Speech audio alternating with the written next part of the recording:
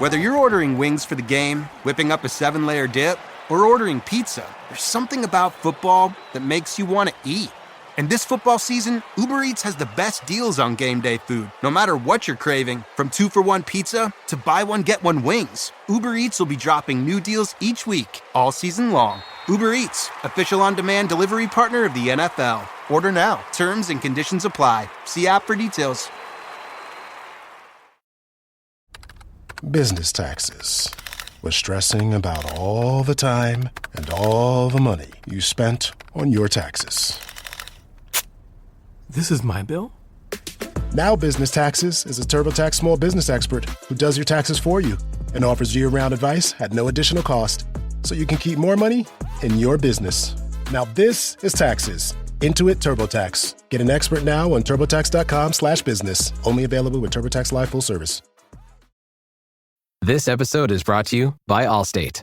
Some people just know they could save hundreds on car insurance by checking Allstate first. Like you know to check the date of the big game first before you accidentally buy tickets on your 20th wedding anniversary and have to spend the next 20 years of your marriage making up for it. Yeah, checking first is smart. So check Allstate first for a quote that could save you hundreds. You're in good hands with Allstate. Savings vary. Terms apply. Allstate Fire and Casualty Insurance Company and Affiliates. Northbrook, Illinois.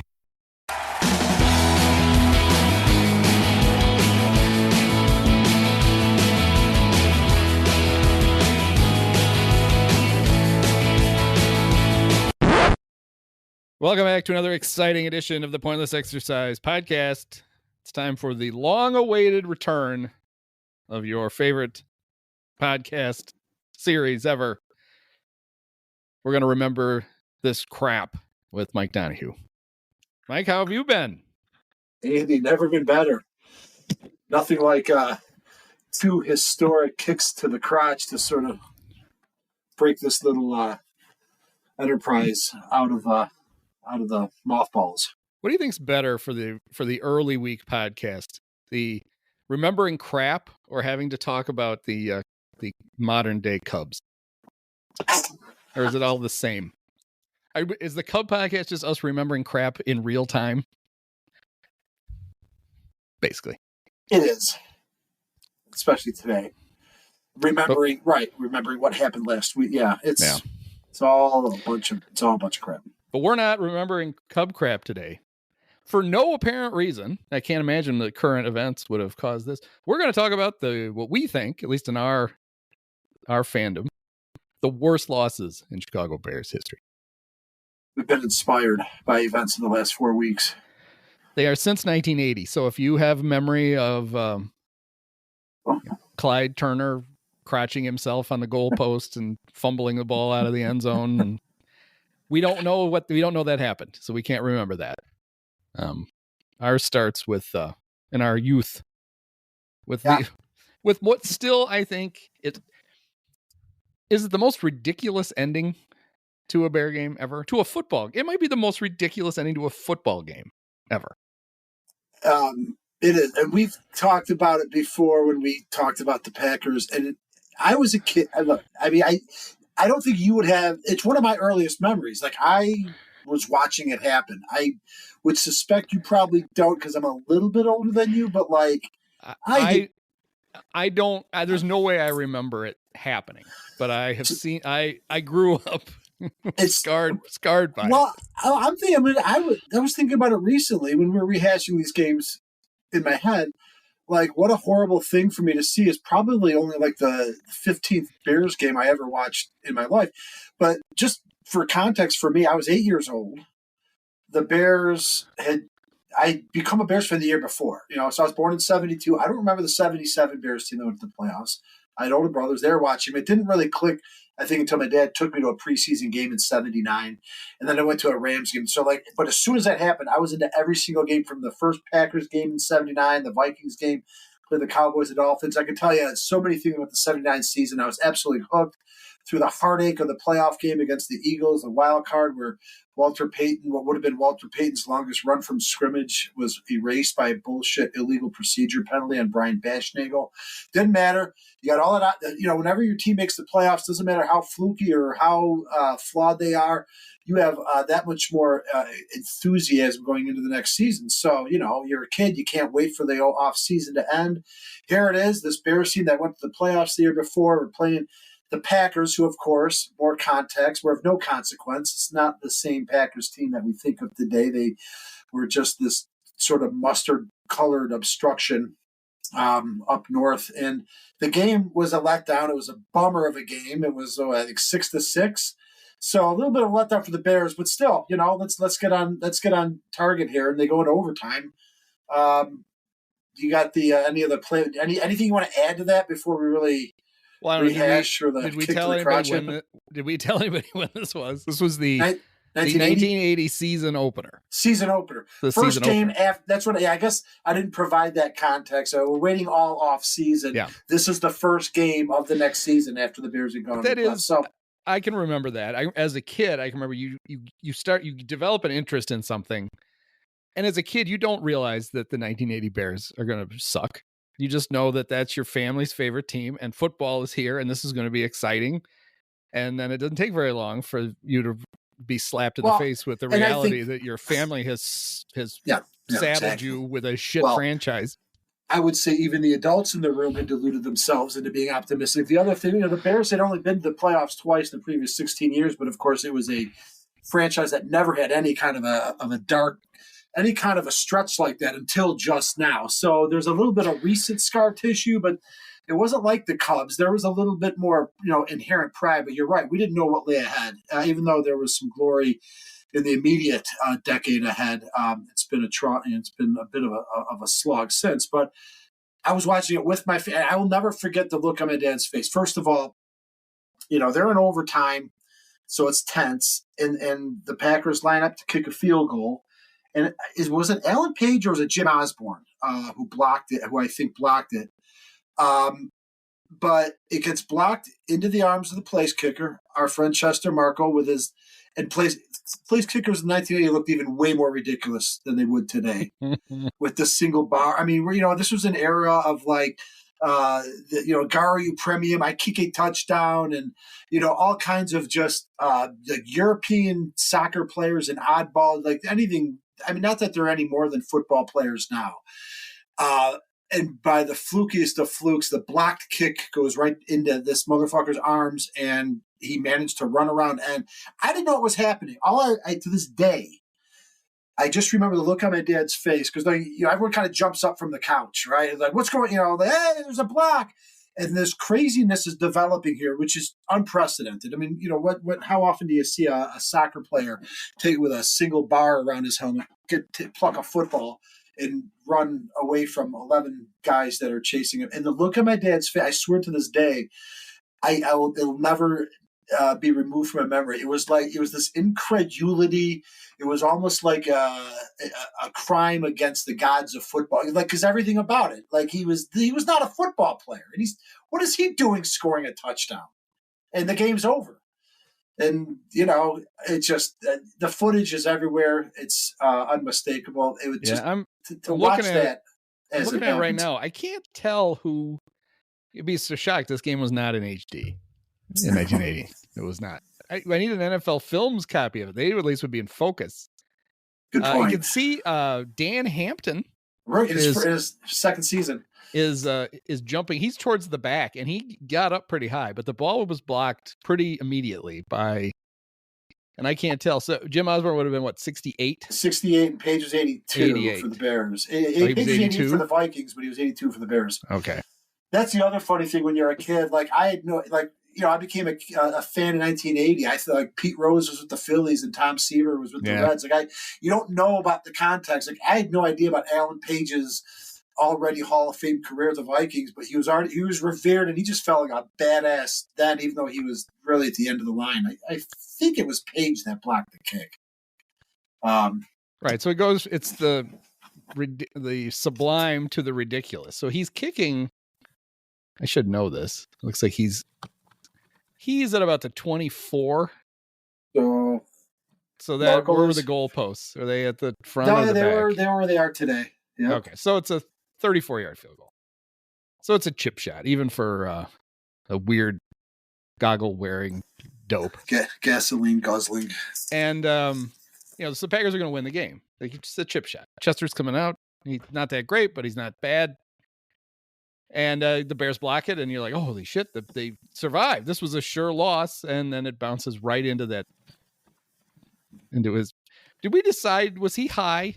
I don't remember now. He was on coke. Yeah, I think that's the only reason that he was able to get around the left end and score, is he was coked up. I think two things need to happen.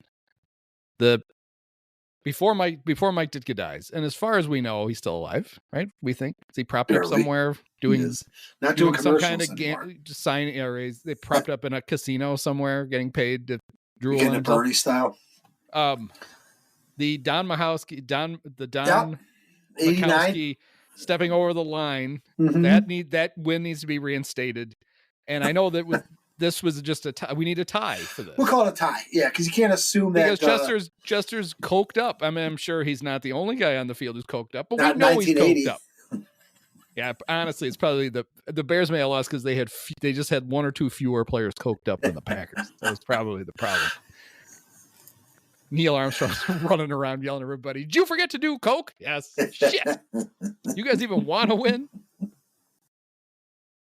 Yeah. It was Alan Page, by the way, a cursory Google search, so he has a hand in this, literally. I mean, the ball almost knocks Chester over when it hits him.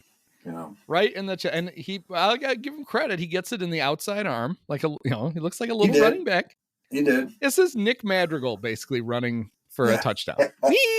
And then, we had to suffer that over and over because this is before cable and internet, but you were just innocently watching Don Criqui do a Patriots game in 1982, and it's a commercial, and all of a sudden you hear Chester almost loses. He almost loses the ball before the end zone. He tries while he's running. He can't. He's so little that he can't. He has to hold the ball. He's got it tucked with he's got the point of the ball in his bicep and his hand over there because he has to. He tries to hold it up over his head and he starts to lose it, and he's like a helmet. He has to pin the ball on his head as he runs into the end zone. That would have made it just that much better if he had. What did you say? From the dropped ridiculous it at the one. From the ridiculous to the sublime is what you call it. Well, but for the Bears, it would have been the opposite. It's the sublime to the ridiculous. The whole thing, just an offense. It's just crazy to have to see that. Like I said, it was replayed for fantastic finish commercials. It's and in fact, when we're having this discussion, we're inspired by events, recent events. The Redskins game this year, I watched it at my brother's. Always a pleasure to get to watch these games out in public or with people.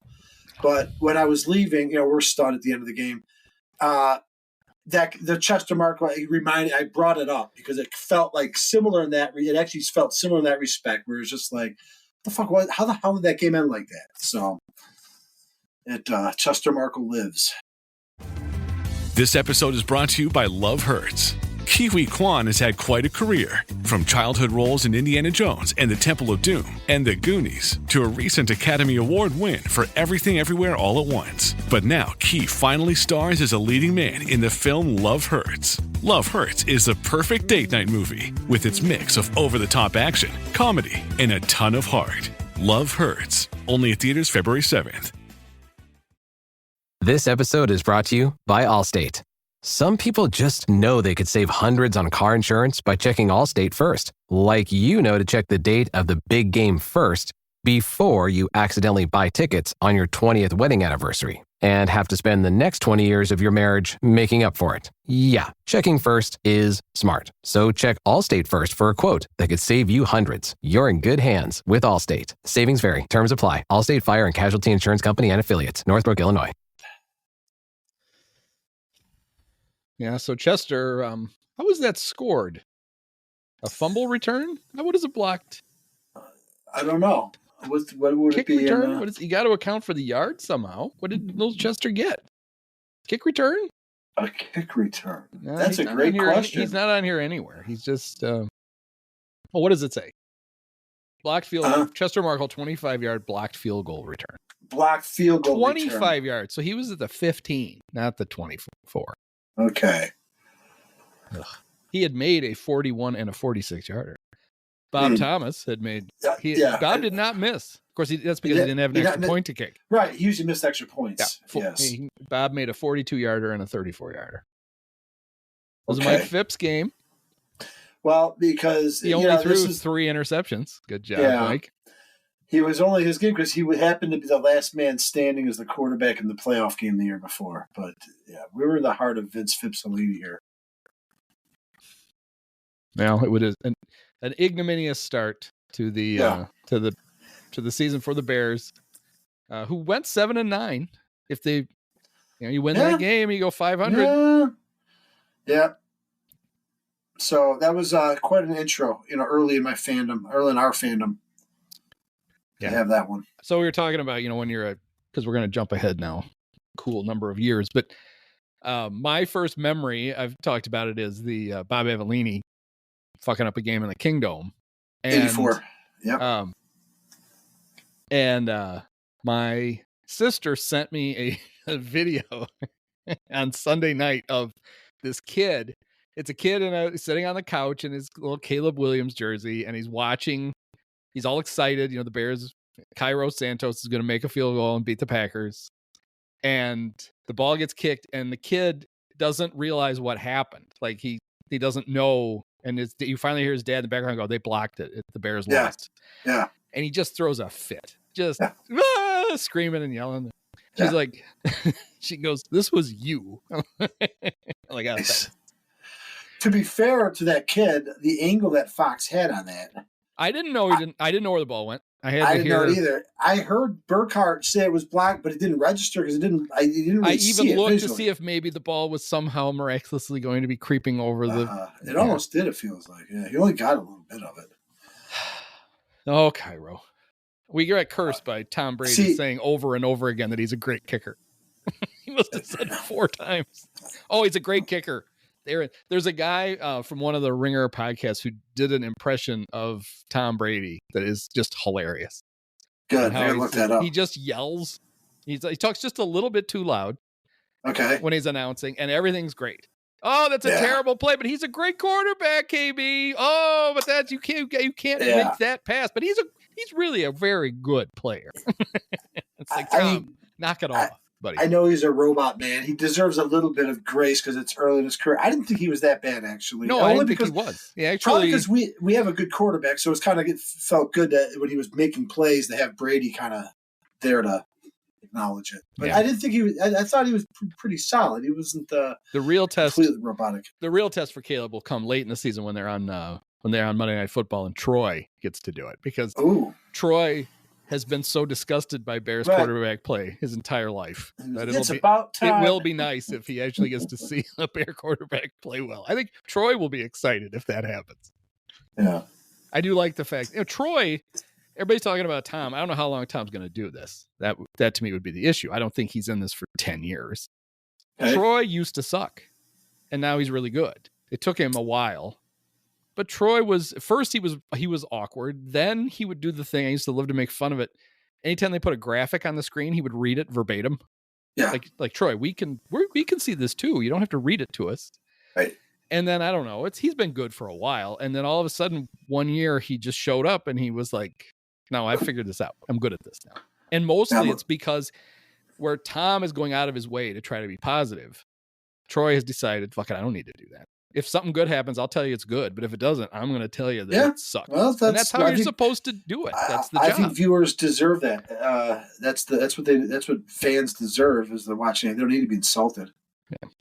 So, all right, now we move on to a game that I absolutely remember. Well, most of it. I remember the game. I don't remember much of the rest of the day. This would be 1992. The Bears are playing in the Roller Dome in Minneapolis. Was this the Roller Dome game? Probably not. No, that was 87. Okay.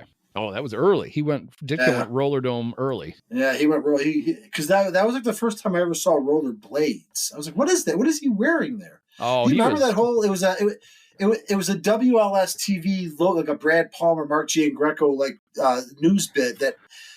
But I'm sure it traveled even, like you guys, like he calls it a roller dome, and then he played into it by putting on, and we all know what roller skates were, but like Ditka was then like skating around his office, and I'm like, those look like hockey skates. So yeah, even Ditka. Well, he was still a young man then. Yeah, and he was moving around pretty good on his original hips, probably. Yeah, 87. Yeah. But yeah, no, this is a few years after that, 92. 1992. Actually, you could say this is just not to issue any spoilers, the beginning of the end of Ditka, actually. Yeah, and ironically, this is not the I don't see how we can win another game year. It wasn't. He survived that one. He was right. No, that was 89. You're right. Yeah. That's right. That was Donnell Wolford did something. I forget what it was. Yeah, I think it was the Redskins in 89. Yeah. It was against the Redskins, and I don't see how we can win another game. And he said it with like 7 games to go, and he was right. Yeah, and he proved correct. Yeah, this one was, let's see, it was the 2-2 Bears against the 3-1 Vikings. And everything was going great. The Bears had a 13-0 lead at halftime. They were up 20-0 going into the fourth. Can't lose that. No way. It's impossible. And then... And they had the ball. Yeah. Let's say. They had 20-0 lead and the ball. Yes. And fourth quarter. Jim Harbaugh, the great quarterback, now the coach successful coach, can't deny that. He tucks his sweatshirt into his pants, which I don't quite understand, but he's a weirdo, and he was a weirdo then. Took a look at the Viking defense and went, oh, I got him. And he audibled, and he dropped back, and he threw a pass out in the flat, and it was perfectly placed right in Todd Scott's hands. The problem, Todd Scott played for the Vikings. Ran 35 yards for a touchdown. Big deal, 20-7. It's the fourth quarter. Still got a 2-touchdown lead. Can't fuck this up. And then I don't even know who he threw the next one to. Let's see. I got to figure this out. I think that was just I don't think he did a whole lot bad after that. I think it just opened the floodgates. Well, he threw another interception. He threw another one to Audrey McMillan. But not a pick six. Not for a pick six. Okay. All I remember, it felt like as soon as Todd Scott had that pick six, that stupid Ricola horn was being blown. Yep. The momentum just flipped on a dime. Yep. So second interception I blocked out. I was watching this game. Why don't you remember the game, Andy? I'm going to sound very Bill Simmons here for a second, because I was at NIU with my friends Wheels, Joe Bell, who wanted us to call him Albert every once in a while, which he thought was hilarious. Joey Bell, I like it. An asshole. That was his nickname. Subtle. And I remember. After the first one, we all kind of went, oh, we're Bear fans. We've seen bad things happen. And it was kind of like, oh, this might go bad. Yeah. I don't think there was doom. I'm going to say this, the Bears usually didn't, even 1989 was a weird thing. And then they immediately came back, won the division in 90, 91. They usually were always going to be there. This was not... 89 was fresh in our memory, but this team had won 5 straight divisions prior to that, and then 2 more. They made the playoffs 7 out of 8 years. I'm not challenging your doomerism, but I kind of am. I don't. We didn't immediately, but there was a look around the room they can't fuck this up, right? No, of course not. Yeah. No. Then the second interception, and we're all like, oh, they might very well fuck this up. Yeah. Trying to find a better box score than the one I found so that there's no play-by-play. Like the time, because you're going too far back. Football Reference certainly doesn't have the get your shit together, Football Reference. Yeah, baseball, it's under the same umbrella, isn't it? Yeah, somebody pay some dork to sit there and watch the games and chart them. I'm just going to watch this 30-minute recap video for right. I'll just watch this and you guys can... Can you turn up the audio at least? This will be great. listen to it. Oh, I haven't heard Merlin Olsen's voice in years. Or that would be the Fox game. That was like a mid-range Fox game. The Bears were always near the top, but that would not have been a summer all Madden game that day. Who'd be the 2 or 3 crews back then? I think Matt Millen was like the number 2 color guy back then. Jim Nantz. Dick Stockton. So this is a CBS game? Oh, would be. It would have been absolutely. Yeah, this is pre. 94 wasn't a thing yet. Not till 94. So we still had the old CBS NBC. All right, so and there was no variation like there is now. I should probably. I don't know if you can hear this. So I just saw the Todd Scott interception. So now let's see what happens after this. People are like, "This is a podcast we actually listen to." Why? They're just watching highlights of old games. Isn't that what a lot of podcasts? It was a nice play by Todd Scott, but it was a terrible throw. Well, and he just, I can see it in my head still. Harbaugh had locked on him from the snap. Roger Craig is playing running back for the Vikings. Wow. How quickly the mighty have fallen. It was just 2 years earlier he fumbled away San Francisco's three-peat. Yeah. People don't talk about NFC Championship game. No. Well, I heard some butthurt Niners fans saying that's why Roger Craig's not in the Hall of Fame. Well, it's got to be a reason. I should have held on to the ball then. Here's the next interception's coming right up here. So it's 20-7. They don't have the Fox box. Oh, there's 1:08 left in the third quarter. Really? And 37 seconds left in the third quarter now. We're jumping ahead. And Harbaugh, oh my God, the second interception. He drops back. He's under pressure. He jumps and heaves the ball blindly into the middle of the field. Sounds about right. Intercepted by this Audrey McMillan, who returns it to the 23-yard line. Thank you, Jimmy. You're a winner. That's followed up then by a Chris Carter 16-yard touchdown pass. And then... Are you sure that all that happened in the third quarter, though? I thought everything happened in the fourth quarter. No, because there's only 28 seconds left. So there's... Oh, no, okay. You're right. Wait a minute. So did that set up the game-winning one? Oh, no, this is worse than I thought. Why would Harbaugh have been throwing at all? So there's under a minute when he got picked off? There's 36 seconds left. He's at his own... He's at the Bears 30. He drops back. There's a blitz. The Bears don't pick it up, of course. He just heaves it blindly. This is the play before. There's a nice... How did we block this play out of our minds, but we all... So there's 38 seconds left. Harbaugh drops back. John Randall gets in his face. Harbaugh literally just heaves the ball right down the middle of the field. It is intercepted.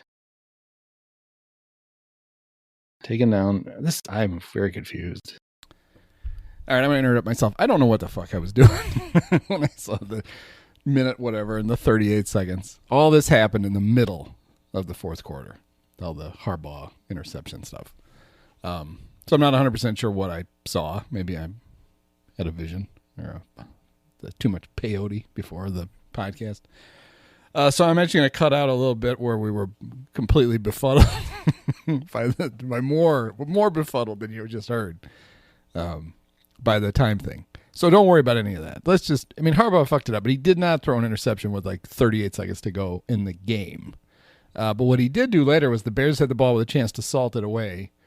And he ran on third down and he came up a yard short and they had to punt. And then bad things happened after that. So I just want to clear that up that I don't know what the hell what I saw on that highlight package, but it confused me. But basically he threw a terrible interception to Todd Scott. Ditka lost his mind. And then as Mike was wont to do. Bears get the ball back. He threw another terrible, actually it was just as bad. Just wasn't a pick six. And then the Bears have one more chance to. I think we just memory hold it because that Todd Scott was such an awful interception. We just don't remember exactly what happened after. Just that after the game, one of the more epic Ditka asshole tearings. So you got a quarterback that thinks he knows better than his coach. Let's see what Don Pearson has to tell us. Bears led a 20-0 fourth quarter lead in the Metrodome.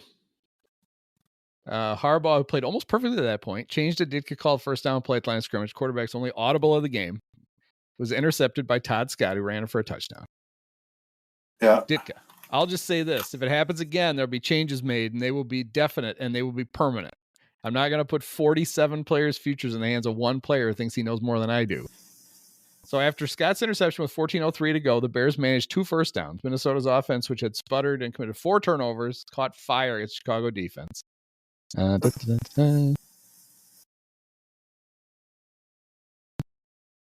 doesn't say the sequence. Yeah. It's a great Ditka quote. It's like the anti-Eberflus, obviously. Can you imagine him having that level of forcefulness? Oh, God forbid he ever say anything of substance. Yeah. I don't understand it. I don't know why you want to have the job if you're not actually going to say what you mean. Tee off every now and then. I know. So anyway, so that was that's what we're not ranking these, although we did save one. We saved. We're doing it. We're going to skip. We saved what we think is the worst one for last, but the rest we're just going to do in order. Chronological. I'll jump on the next one. I was a senior. We were all at Northern during these years, but in '93, in Dave Wanstadt's first year, the Raiders come to town. NBC game. Harbaugh still our quarterback, and the Bears had like 40 yards at halftime. This was almost like the Washington. If you want to draw a comp to nut crunching loss, I think a lot of these games somehow connect to each other. There's a lot of overlap, some similarities. So regrettable coaching decisions, regrettable decisions in general, all kinds of crazy stuff. Well, in the Raiders game, terrible first half. Bears have like 40 total yards or something, like maybe 40. I heard the stat when I rewatched the game. The Raiders aren't much better. They're not a bad team. They're a few years removed from the AFC Conference title game, but Art Shell's bunch is just kind of slogging along. They got a 13-0 lead, and the Bears finally wake up early in the fourth quarter. And Harbaugh finally connects. That gets down the field. I think Neil Anderson gets in for a score, and then they get the ball back. But there's like less than 2 minutes to go, and they finally. Not finally, but like they're kind of in a zone now, and but during that time the Raiders had kicked the field goal, so it's 13-0. Bears score 13-7. Raiders maybe put it out of reach. This is also the time before 2-point conversions. Not that it matters in the 16-7 game, but nevertheless, the Bears get the ball with under 2 minutes to go, down by 9. Harbaugh leads them down. Gets them in the end zone. I forget. I think he might plunge in. I don't think he threw a very, very pretty touchdown pass to Terry Obi. Yeah, is what it was. I saw the very pretty touchdown pass to Terry Obi. Yeah. It looked like he dropped it out of a hot air balloon. That thing, it's the weirdest looking touchdown pass I've ever seen. He throws it straight up and it drops down into Obi's hand. Hey, it worked. I'll take it. It did. Bears are down. Still need the onside kick, which they convert. Kevin Butler, who had missed a 20-yard field goal in regulation, gets an onside kick that the Bears recover. And then, like, one play later, Harbaugh scrambles Justin Fields style, like 25 yards. They're already in field goal range. There's like a minute left now in the game that I was watching. It stops. And then to see what happens, it feeds into like Chris Berman's Sunday night recap. So I don't know how they just didn't punch it in for a touchdown, or like with Matt Eberflus, they just sort of turtled up and tried to like center the ball. Nevertheless, they had what would have been an extremely makeable field goal for Kevin Butler, who, did I mention he missed a 20-yarder earlier in the game? And this time, I think it's like a 28-yarder? I mean, the Bears are in the 10. Game's over. The field goal, they're going to win 17-16. Tremendous turn of events. At this point, the Bears were coming into the game. They're 3-4, so it was a chance to turn the season around, and Kevin Butler shakes it. I will say it was a very dubious snap when I watched it, but still a chip shot. Butthead missed it. A genuine kick to the crotch. The Bears got eliminated at the end of the season, so it would have been nice to have that one. Yeah. So he missed 0 for 2 field goals, missed a 20-yarder and a 30-yarder. I remember when how do you miss 2 kicks under 30 yards in the same game? I remember how pissed people were when Dave Wannstedt got rid of Kevin Butler for Carlos Huerta. And I just remember thinking, well, they might make the playoffs if he doesn't miss those. And then in 95, he missed one that would have iced the game against Pittsburgh that they lost in overtime. So in two of Wannstedt's first 3 seasons, he makes the playoffs if Kevin Butler does his job. So in Wanny's defense, I can see why he had no use for number 6. Wasn't the reason he gave that they needed somebody who was better on kickoffs, and then Carlos didn't kick off? And then they drafted Todd Sauerbrunn to kick off. Okay. I don't know. This will show you how good the offenses were in this game. Future Bear, Jeff Jager, was kicking for the Raiders. He made 3 field goals. They were from 31, 21, and 21. There were 5 field goals attempted in this game of less than 32 yards. And they were and the kickers only made 3 of them. Yeah. I mean, that should be fair to Jeff. Butler missed them both. Yeah. Harbaugh, 12 of 24, 140 yards, a touchdown, and a pick. Neil Anderson, 28 carries for 75 yards and a touchdown. Neil was at the very end. I was surprised he was still on the Bears. Yes. Ironhead Hayward, 4 carries for 14 yards. The offensive weapons for the Raiders are amazing. Jeff Hostetler, Rocket Ismail, Napoleon McCallum, and Tim Brown, who nothing. The Bears held him, shut him. James Jett was playing for the Raiders. Good times. I think Vince Evans would have been on their bench too. Second Vince Evans reference today. Should have played for the Bears that day. Sure. Would have been an improvement over Harbaugh. Well, now we're done with Harbaugh. Yeah, your turn. Jim can rest easy because now we're moving still in the Wanny era though. Well, Harbaugh was replaced by Eric Kramer, who got injured in 94, and Steve Walsh took him to the playoffs, but then Kramer was healthy in 95 and had, by Bears standards, an epic season. And then in 96, he got hurt again, and so tiny-handed Dave Craig was our quarterback when the Bears take the field in Denver, right? Yes, Dave Craig. Now, so we've talked about the only Bears quarterbacks to win road playoff games in our lives were backups wearing number 4. Steve Walsh and Steve Fuller. Well, yeah, he won't qualify for this, but if the Bears make DeAndre Swift their quarterback, could they win a road playoff game? I guess they'd have to make the playoff. He'd have to rename himself. He'd have to name his change his name to Steve. Steve Swift. Well, the apostrophe, his name is actually of Andre? Steve Andre. And the apostrophe is just covering it is for the missing Steve. I like it. In the middle of his name. People don't know that, but we know that. Like it.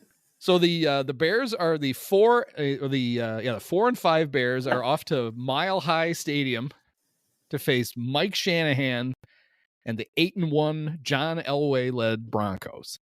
This is a mismatch of epic proportions. And yet the Bears are down 14-3 at halftime. But they come back. 2-point conversions are a thing in this, I know, because they go for it and don't make it when they score their first touchdown. In 96. 14-6. They go for 2. Yeah. This might have been the first or second year of it. Got it. Let's see. I'll look it up.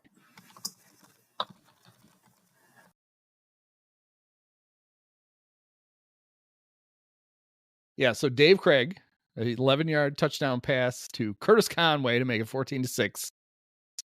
And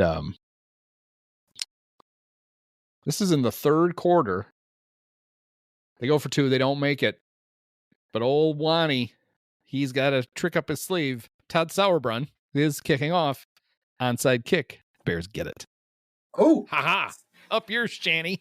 Wanny's on the ball. So the Bears get the ball at their own 44. And I remember what happens.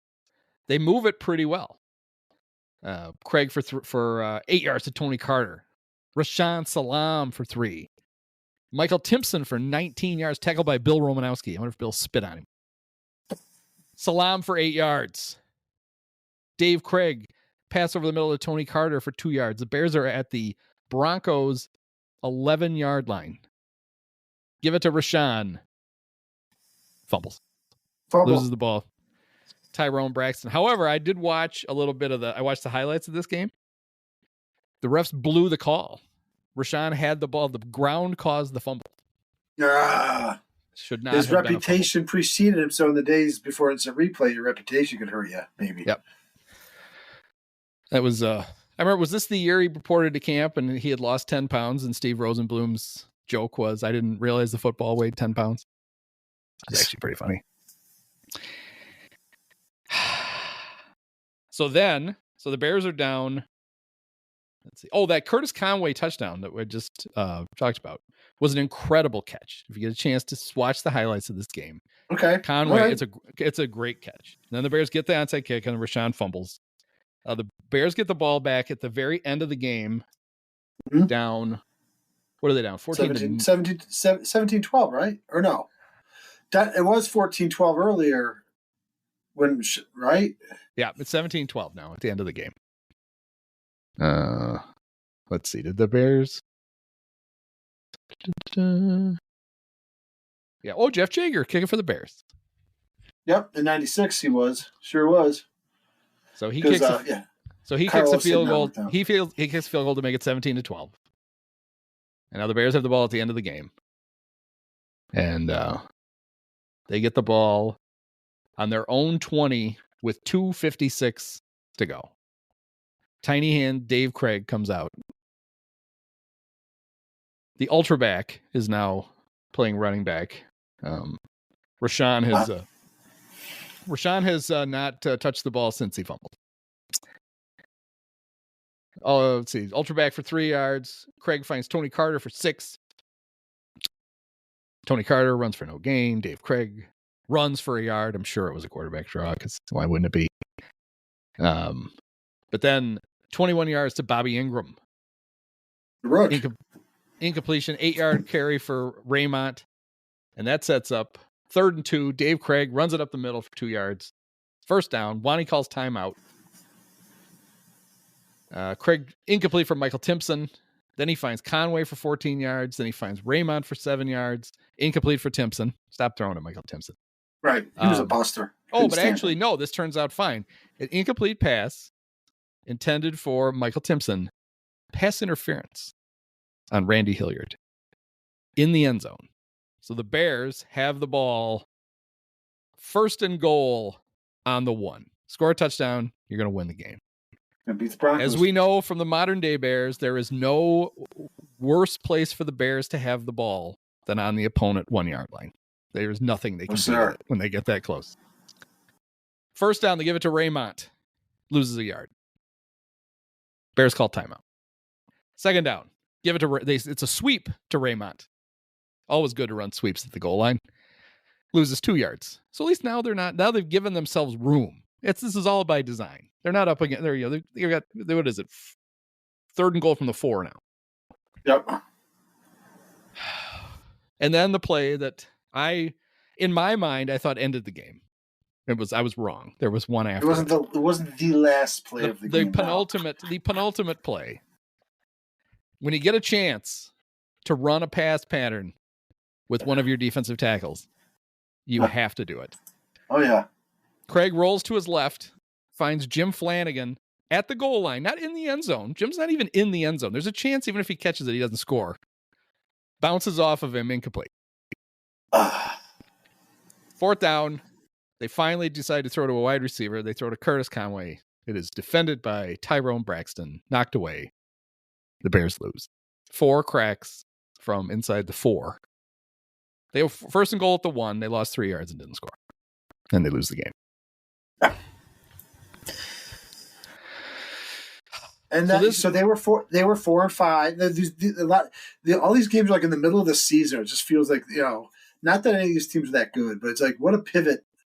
The Raiders game in '93, they're 4 and 4 going in. This one, they're 4 and 5. What a signature win against, it just shows you some coaches, just like Eberflus, Wannstedt, you just knew that close to a signature win, they weren't going to be able to pull it off. He was going to fumble it. I mean, there are similarities between the Flus and Wanny. Accomplished defensive coordinators. whose defenses were pretty good with the Bears. Wanny didn't have the talent that the Flus has. The Bears defense was pretty spotty. But the 95 Bears defense is one of those rare teams that was done in by a poor defense. Yeah. The 95 Bears were a rare team that was otherwise good, but suspect he brought him in. 2013 was the other one. Wanny had to grow a mustache to hide his hair lip. Flus grew a beard to hide his slack-jawed yokelness. Yeah. And both just confounding in-game decisions. Lots of that. So if you didn't live through the Dave Wanstead era, you're kind of living through it now. So congratulations. You get to experience what we did. Yeah. Now, those Bears kept Wanny 2 years too long. Like after it was obvious he should be fired, he still coached 2 more seasons. Definitely one, but for sure, yeah. The last season was really egregious, but you're right. They held on to him too long. There was no reason. Yeah, it was indefensible to bring him back for his last season, other than they didn't want to pay somebody else. And they also apparently knew they were going to botch the coaching search. So, well, speaking of, we flash forward to 1999. Wanny's gone. Yep. We're in the first season of the Q Ed Obradovich Dick Duran season, which we all agree Duran was actually one of our favorite coaches because he was not incompetent. He was a very nice guy. Another defensive coach. Took him to the playoffs one year. Didn't embarrass them. Players usually played for him. So, with the low bar that is this franchise for 50 years, that puts Dick Duran solidly in third place behind Mike Ditka and Lovie Smith. Right? Jesus, that probably does. Oh, my God. I never thought of it before. And this is a game that you can't actually put on the coach.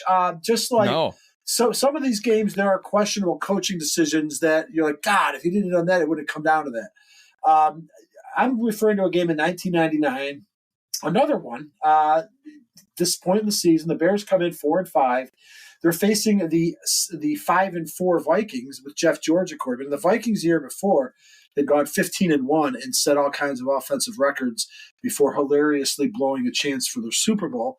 So Cunningham got hurt. George was a very prolific passer. Go ahead. Well, how did they blow the chance at the Super Bowl? So Gary Anderson, and it's funny to think about this now because watching some of these old games, man, seems like a lot of kickers were hit or miss. But Gary Anderson became the first NFL kicker in history in 1998 to convert every single one of his field goal attempts. And that went all the way through the playoffs, through 3 quarters of the NFC Championship game until in the fourth quarter against the Falcons with a 7-point lead and about 4 minutes left and a chance to send the Vikings back to their first Super Bowl in 22 seasons. Anderson missed a very makeable field goal. Chris Chandler and the Falcons came down, tied the game, and then Morton Anderson sent them to their first ever Super Bowl. Yeah. Now, I'm glad you brought that up. I was going to say, keep that in the back of your head. Yeah. In 1999, Gary Anderson was probably missing a few kicks here and there, but whatever. In this particular game, you got a juggernaut Vikings team. Randy Moss is in his second year. Chris Carter's in his prime. But the Bears actually had a good offense that year in first-year coordinator Gary Crowton. Believe it or not, don't laugh. Shane Matthews was their opening day quarterback. But Jim Miller, making his first start as a Bear, would have quite a game, actually. He ended up throwing for 422 yards, and it was kind of fun because, the Vikings are in our division, and they've got this circus act, and then you're seeing, Miller just fucking pumping at 30 yards on the sideline. Marty Booker's having a hell of a game. Before I looked it up, I would have guessed this game would have been in the 40s. It felt a lot more high-scoring. It was a very entertaining game. I was at this game, which is why I remember it so well. And I don't remember it that well, actually, because when I looked it up, there were some things that surprised me, namely that basically it was a very back-and-forth game. It was not as high-scoring as I thought. The Bears were up 17-14 at halftime. Now, Vikings tied it. Go ahead. Who's playing quarterback for the Vikings? Well, Jeff George, right? I said that. Oh, you did? Sorry, I missed that. I mentioned that Cunningham had gotten hurt after his almost record-breaking performance here before. And George was a very prolific passer. So, what did he do in this game? I mean, you put him in with Chris Carter and he threw for 374 yards. Yeah, 25 or 44. So a very, very entertaining game. Go on. I was going to say, you talked about how this Bears team had a rare good offense. Yeah. Yes. How many times do you think the 1999 Bears scored more than 24 points? Well, they only landed 24 on this one. 3? One. Or 0. Really? Just they scored 28 is the most points they scored. They were good at getting yards. They weren't good at getting points. They scored 20, 13, 17, 14, 24, 16, 3, 22, 14, 24, 23, 17, 19, 28, 17, and 6. Who they scored 28 against? The Lions. Okay. Damn. They won 28-10. They did not score points. That was their biggest problem. They had like good. Marty Booker was a rookie and he had a good year. Marcus Robinson had a positively breakout year. It was actually Cade McNown's rookie year, but he would get more playing time. He had a 4-touchdown game against the Lions. That's the Lions. I was at that game too. Cade McNown actually threw 4 touchdowns against a team that went to the playoffs in 1999. Well, there you go. That was the Bears' high point for the year was 28. Right. And all on the left arm of Cade McNown. Yeah. But Miller, so the whole arc of Jim Miller is pretty hilarious. Chubby Jim Miller is the opening day starter for the Steelers in 1996, Michigan State, and then he disappears. And then, this guy, sure, let's put him out there because, McNown's a rookie and Shane Matthews isn't that good and he's hurt. And he puts together this game. And then the next week against San Diego, he throws for like 380 yards in a wild game that the Bears win, just like this game.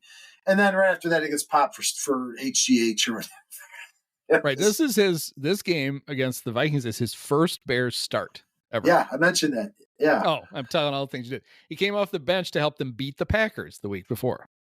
That's right. I remember that. Game. Yeah. Right. Which was a rarity. He would play this game where he threw for that was the Walter Payton game, by the way. Jim Miller. That was burying the lead there. Oh yeah, that comes up because this is their first home game after Walter Payton died. That's right. And Matt Millen references it during a very important moment in the game as to Walter once again. Well, let me just, because of course the narrative with the game before, the year before. By the way, speaking of Dave Wannstedt, when it was Packer week, and I know that the score pays him to be on the air, but they played a clip of him and say, well, when it's Packer week, it was so important. I'm like, bitch, you had 1-11 against the Packers. Yeah. You won one time in 1993, and then you lost every single game after that. So the Bears went from 1993 till 1999, and just like now, in fact, now it's worse. But when back then, it felt longer back then because we were not accustomed to that. We dominated the Packers in the 80s, and the Bears did. But in the year before, they broke the streak the week Walter Payton died when Brian Robinson, moment of silence, blocked Ryan Longwell's game-winning field goal attempt, which the Bears finally beat the Packers. They come, and this is their first home game since Payton died. It was Deerdorf, you said? That was already Dick Stockton Matt and Millen. Matt Millen. Matt Millen, okay. So the game's a little bit back and forth, so let's get down to it. It's a tie. It's a close game. It's an entertaining game. Teams are going up and down the field, 17-0 after 3. In the fourth quarter, the Vikings take the lead late when Jeff George connects with Chris Carter. Actually, not late. There's still 12:48 left. Gary Anderson hits the extra point, and it's 24-17. The Bears get a helter-skelter drive with a minute left, and Jim Miller, with only minute 2 from their 25, connects with Marty Booker for 25 yards. Soldier Field crowd's going nuts. Chris Bonio connects on the point after touchdown. There's a minute 2 left. We're tied, folks. Hell of a game, but the Vikings aren't done. Jeff George leads them all the way down to the Bears 2. All right, so here's they got the ball. Let's see. So after the kickoff, Bonio kicked off. It was returned by Mo Williams for 22 yards. There was a holding call. So the Vikings started their possession with 1:02 to go on their own 9-yard line. And one play later, they were at their own 47 because Jeff George found Randy Moss for 38 yards. Yeah. Vikings call timeout, an incomplete pass to Randy, and then another completion for 48 yards. So in span of 3 plays, they have gone from their own 9 to the Bears' 5. Wow, that sounds familiar. When did that just happen this week? Yeah. Did they did Dick throw a challenge flag? Yeah. There was a replay on the next play. I don't know why. Leroy Horde ran for 3 yards, and I watched the condensed game. I don't know if it was a fumble or a spot. I don't know what it was challenged, but So then the Vikings call timeout with 4 seconds to go, and then Dick Duran, he's all over this. He calls timeout right after that. I don't know why, but he did. Ice the kicker, I guess he's gonna. So they call timeout to send the kicker out, and then Dick decides he's gonna again. Now it's not gonna work, right? I mean, it's Gary Anderson. It's a 20-yard field goal. You can't ice Gary Anderson. I do want, before you tell what happens though, Matt Millen, they had a close up of Gary Anderson, and Matt was making fun of the 1-bar face mask, and he said, let's see, I got it written down here. He goes, Gary Anderson looks like an old ball boy. That's good. I don't know why. Okay. That's good.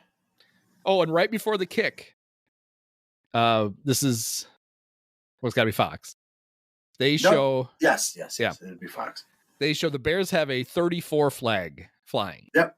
And they zoom in on the 34 flag right before Gary Anderson goes to kick. Yeah. And Gary Anderson proceeds to shank the 20-yard field goal. And we're going nuts. Millen credits. Walter Payton's done it again. 2 weeks in a row. Walter's done it again. He's foiled a opponent's game-winning field goal. So we go to overtime. Jeff George gets picked off on this is old overtime too. So if you lose the toss, you're got a 20% chance of even winning the game. Yeah. But on the very first play, any score wins. It's a deflected pass, I think, too. But Walt Harris, good old number 27, picks it off. We're already at the Minnesota 20. Seeing a trend here. 28. Courtesy is 28. Sorry, courtesy in his left. Courtesy in his left. Courtesy in his left. Didn't fumble. I'm seeing a trend here. Heaven forbid you just whatever. I'm not gonna criticize their field goal range. It's not like your quarterback has thrown for 422 yards in the game. That's a good fucking point. And also, this is 1999. A 41-yard field goal is not like today.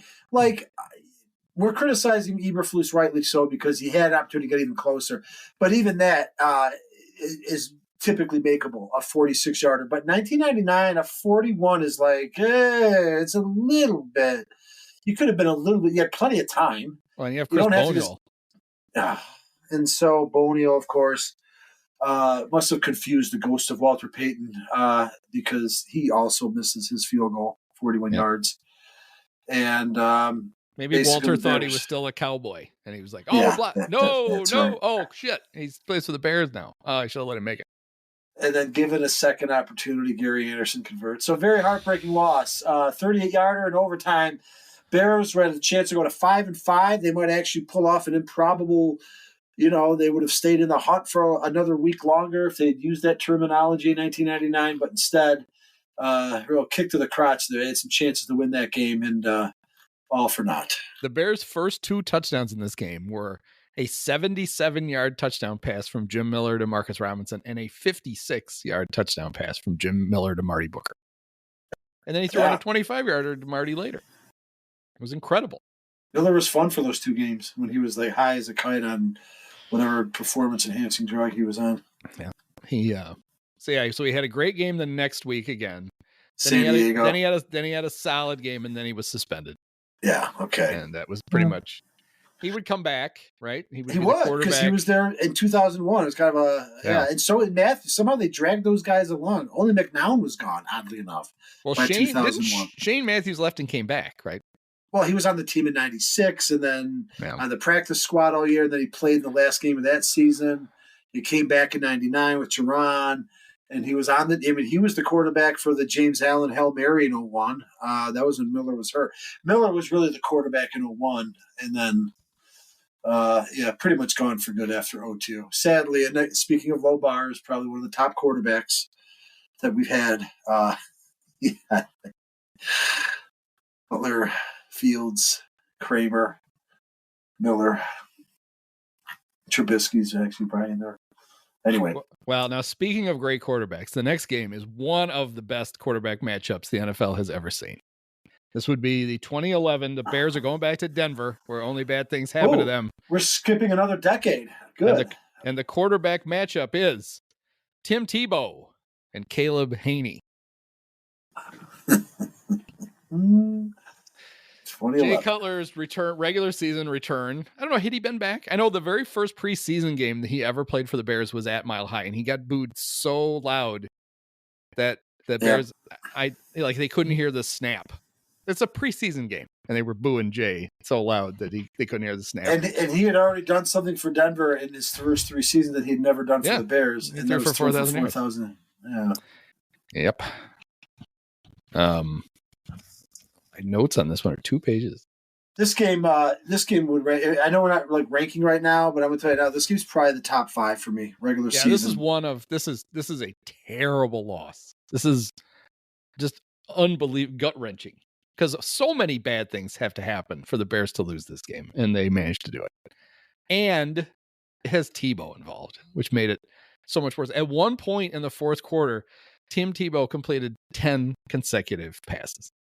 Tim Tebow. This is a guy who couldn't throw the ball from me to the couch and have somebody catch it. And he got on a heater against the Bears. Of all the sins the Bears committed was managing to keep the Tebow myth alive for another week, which is what they did here. Well, he'd go on to win a playoff game that year. The walk-off to Demarius Thomas. Against Pittsburgh, yeah. True. So this is a matchup of Bear coaches, Lovie Smith and John Fox. And the Bears were leading the game 10-0 with 2 minutes and 5 seconds to go. Wow. And that's one more thing, just for context. The last few of these that we've done have all been like middling Bears teams. 4-4, 4-5, middle of the season, right? A mediocre team might break and fly. This was a team that was flying high until Cutler got hurt, but they were still 7-5. It's late in the season. 7-5 against Bears. So just context. This is one they got to have. So Jay's out with an injury. Matt Forte is out with an injury.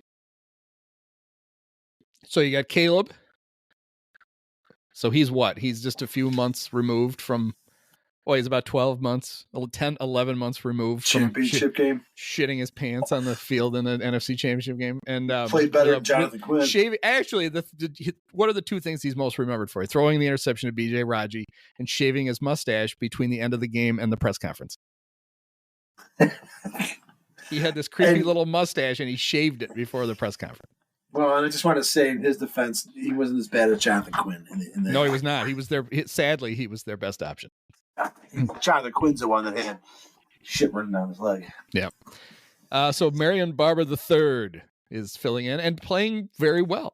He would end the game at 27 carries for 108 yards. And that's so Tebow down 10-0 brings the Broncos down the field. I want to make sure that I get that. They don't make this easy. They don't bother to put the score. Oh, there it is. Okay. Like they do a baseball reference. So with the Bears up 10-0, the Broncos get the ball with 4:34 to go. Tebow completes a pass to Lance Ball for 6 yards. Another to Lance Ball for 10 yards. 8 yards to Jeremiah Johnson. 3 yards to Jeremiah Johnson. I don't know who any of these people are. 19 yards to Matt Willis. And then he throws a 7-yard pass to Demarius Thomas that gets them down to the Bears 10. And then he throws a 10-yard touchdown pass to Thomas. And it's like, oh, that's fine. Big deal. That's too little, too late. 2:03 you said left at that score? Looks like that was... Oh, it's 2:15 when they score the touchdown. Okay. Which actually ends up being kind of important. The Broncos are out of timeouts. This is very important. Wow. Broncos are out of timeouts. Yeah. Okay. John Fox is calling them and challenging touchdowns, and who knows what he's doing. But they timeouts when you need 2 scores at the end of a game. How do you not? So how are they all burned out before the end of the second? No, whatever. They didn't use, and they didn't even use any. They did it. They used it on. Let's say use timeout 1, 2. They used the last 2 to get the ball back from the Bears. Khalil Bell was running the ball in the Bears' second to last possession of the game. They used it to get the ball back, and then, so now they've made it 10-7. They're out of timeouts. 2:15 to go. Onside kick that looks like the Broncos are going to recover it, but it takes a weird bounce at the end, and Nick Roach saves the day. Grabs it, runs out of bounds. The Bears are going to win. Just you got to run this out. It's not going to be a big deal. Maybe get a first down, whatever. First play, Marion Barber runs off left tackle for no gain, and now we're at the 2-minute warning. So the last time the clock's going to stop for the Broncos. Yeah. And then so it was no gain on that first play. The second play, Marion goes over the left end, finds a little hole, gets through it, and runs out of bounds. Right.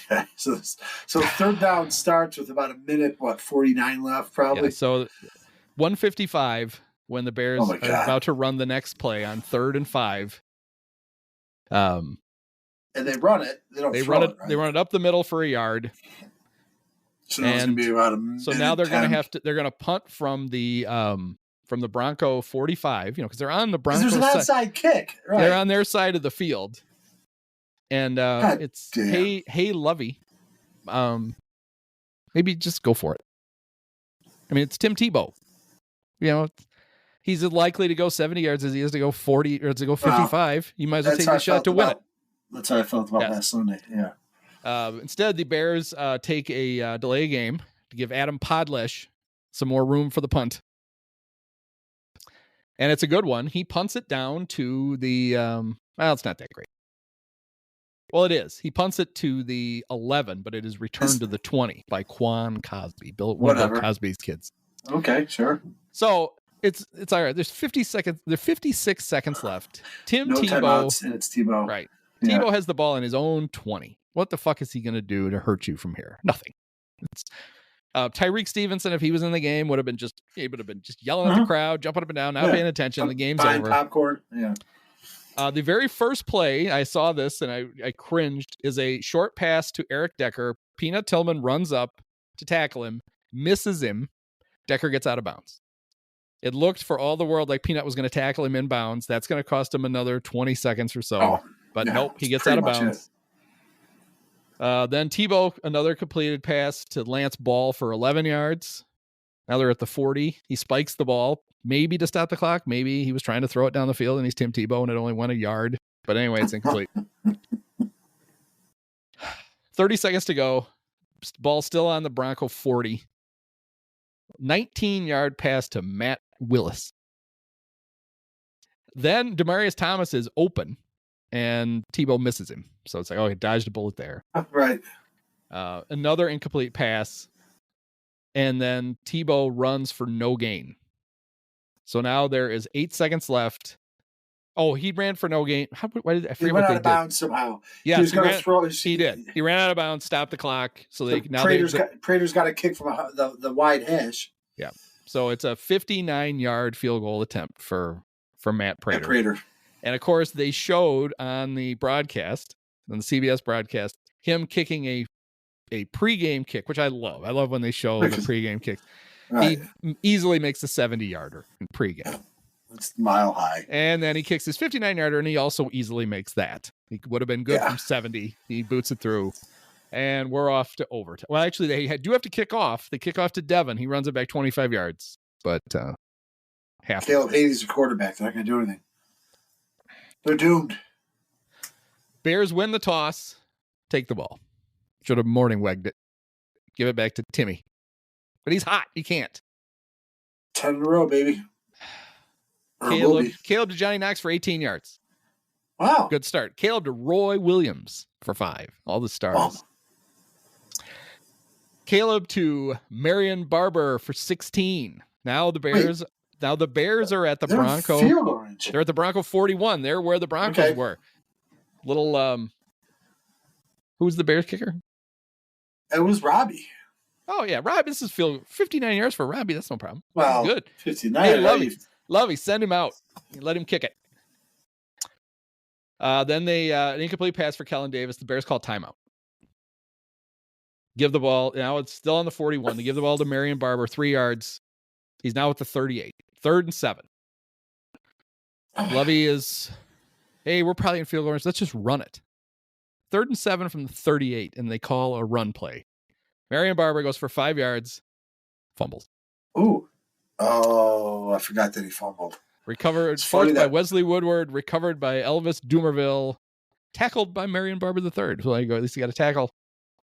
So now the Broncos have it on their own 38 and on their own 34. And it's Tebow incomplete. Tebow complete to McGahee for 2 yards. So the Bears have a third, got him 3rd and 8. And he completes a 10-yard pass to Demaryius Thomas. He's sacked by Stephen Paella. It's a good, and he's a dessert. He's a defensive tackle and a dessert. Not a dessert. Paella is a stew of. Oh, that's right. What do I think? I was thinking of flan. I was picturing flan when I said paella. That's very glad I didn't order that. I've been like, wait, what's this? The fuck you do to my paella? You want paella for dessert, sir? Oh, okay. Then a 16-yard pass to Demaryius Thomas. And look, you just saw this ginger kick a 59-yarder, so you already know it's over. The Broncos get to the Bear 40, and they basically say, fuck it, we're in field goal range. We're not even going to. Yeah, like I said. Yeah. McGahee runs for a yard. Tebow runs on a draw for 5 yards. Tebow goes off left tackle to get the ball on the right hash. Tackled by Anobi Okoye. Remember Amobi? He was 19 when the Bears drafted him. Oh. A good old number 91, I think. And then Matt Prater comes out, makes a 51-yard field goal. So I always remember them. Everyone remembers Marion Barber running out of bounds. But he wasn't done. He had a fumble on top of it. But that's how it should be because, if you ride somebody for a mental error, not a physical error, right? You don't yell at a guy because the ball goes through his legs. You don't want the ball to go through his legs. You don't yell at a guy for fumbling the ball. You certainly got at a guy for brain farting and running out of bounds. So he should be remembered more for that than the fumble. Who's the Bears offensive coordinator in 1999? Is it Ron Turner? Ooh, is that what you said? No, it's Gary Crowton, man. 99 or we're in 2011. Sorry, in 2011. It's March. Is it still Mike Martz? Well, if it's March, what the fuck were they running the ball on 3rd and 7? I don't know. Was it March? March was their OC and they went to the title game the year before. I assume he was still there in 2011. Martz. Yeah, Mike Martz. Huh. Oh, well. Thanks a lot, Mike. Well, one time you decided to go conservative, you fuckers. Yeah. Well, speaking of offensive coaches, after Lovey got fired, he was replaced by Mark Trestman. Is that the next game? Are we in 2013? Yep. Yes, it is. So my buddy Dave, you've met Dave, the guy with the Gary Matthews shoes from the Cubs convention like 20 years ago. Grew up around here, but then he's raised his family. He's been in Minnesota 25 years. So thought it'd be a good idea to invite me out for the last Bears-Vikings game in the Hubert H. Humphrey Metrodome. It's a good time. Flew out there. He picked me up, had something to eat. We hung out. We saw the night before was that Auburn-Alabama game where Auburn returned the missed field goal, 109 yards for a touchdown. We watched that. We go to the Bears game the next day. We had cool seats in the end zone. And it was wild because that 2013 Bears team, kind of like the 95 team, very high-powered offense and then a very suspect defense. So, we were a lot was going on in this game. It was 23-20. Of course, I'm doing 2 Vikings games in a row, both of which I were at 2 different cities. I don't know the sequence. I didn't really prepare this game. You might have some more details. One thing I remember is that the Bears did have that linebacker that made an interception at the 1-yard line and ran it all the way out to the 50. Gus Frerotte was the Vikings quarterback. I remember that. Gus Frerotte was the Vikings quarterback. Nope. No? Who the hell? The matchup at the start of the game was Christian Ponder against Josh McCown, and then Ponder got concussed, and Castle had to come in to rally the troops. In my head, I've somehow confused Matt Castle with Gus Frerotte. But Matt Castle. But the guy who was the linebacker, I remember thinking at one point, the Bears. How did the game end up getting this? So Blair Walsh ties it in the fourth quarter, but like shortly before that happened, I want to say that a Bears linebacker picked the ball off the 1 and he ran to the 50. I remember thinking, why couldn't he have just gone all the way? And he didn't. And linebacker was go ahead. Kasim Green. Okay, yeah. The Bears had nobody on defense. This was the first year. Okay. I mean, good old Kasim Green. Briggs and Tillman, I think, were something, but Urlacher was gone. It was not a very good defense, but I just felt like there were like 10 different moments that the Bears had a chance to put the game away. But that was one where Castle's down there. It's like, oh, we better just hold them to a field goal. Hopefully they don't score a touchdown. Instead, we get an interception all the way out to the 50. And the other thing about this game is that Mark Trestman, he was a good offensive coach. The Bears put up historic numbers this year, whether it was Cutler or McCown that was quarterback. It was on offense, it was working, and he had the confidence the first half of the season. Something happened to this motherfucker when he went back to Minnesota, where he was from, and he turtled up in this game. Like he all of a sudden, like he was like flying close to the sun. The Bears the Bears here were coming in 6-5, so again, slightly above average, very pivotal game. And I kind of feel like the difference between a good coach and a bad coach, like when the money's on the line, show your balls and step up instead of all of a sudden playing the percentages, getting conservative. Like Trestman started turtling up in this game multiple times. And one of them was when after that interception by Kasim, I felt like he just ran the ball, kind of hoping to run out the clock and gave Castle a chance to come back down and have Blair Walsh tie it and send it to overtime. Okay, so we're in overtime. And then you had the details. I don't know how you had it because it's not in the scoring summary, but they do have the summary. In overtime. We got it. Well, there's go ahead. There's crazy shit happen. Crazy shit happened at the end of regulation too. Okay, fill me in. Let's see. So let's set the stage a little bit in here. Not a lot happened in the first half. The Bears were down 7-6 at the half, but then in the third quarter, Alshon Jeffrey caught an 80-yard touchdown pass from remember that Josh McCown, and then he caught a 46-yard touchdown pass from Josh McCown. That's the one where he catches it. He's got both hands on it, and the ball is like on the defender's helmet, and Alshon like shoves himself and the defender across the pylon for the touchdown. It's a great play. That's right. That was right in front of us. So Bears are up 20-10. And this is Greg Jennings has fled the Great White North to go to the Great White North indoors. So now he's playing for the Vikings instead of the Packers. He catches a touchdown pass from Matt Castle with 7:41 to go. Okay. And it's 20-17. And then the Vikings get the ball at the end of regulation. Let's see, where did they take over? Yeah, 20-17. So the Bears get the ball with 4:38 to go. And this is a great sequence. The very first play. Oh, this is okay. So you're right. Let's go back a little bit farther. The Vikings get the ball with 6:47 to go on the Bears. Kyle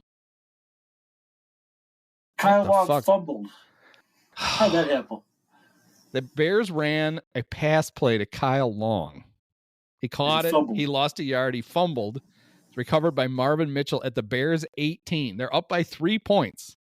Wow. And they somehow were throwing a pass to their guard, or I don't know, I think he was still playing guard.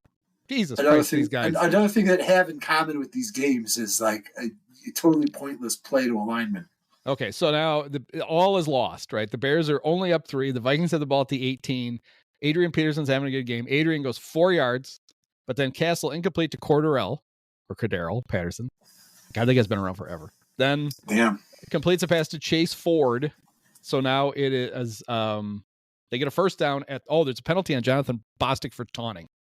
So the Bears stopped the Vikings on third down, and Bostic gets a taunting penalty. So now it's a first down. Yep. Peterson for no yards, and then Castle throws a pass to Rhett Ellison that is intercepted by Kasim Green and returned 49 yards. So now the Bears have the ball 4:38 at the 50, up 3. Yep. With their offensive guru at the charge of the chance to put a dagger into his hometown team. Very first play is a 9-yard run by Matt Forte. So 2nd and 1. Then Forte up the middle, no gain. Then Forte off left guard, no gain. Bears punt from the Vikings 41. Vikings get the ball at their own 9. And so then, let's see. Anyway, Castle fumbles, recovers it himself.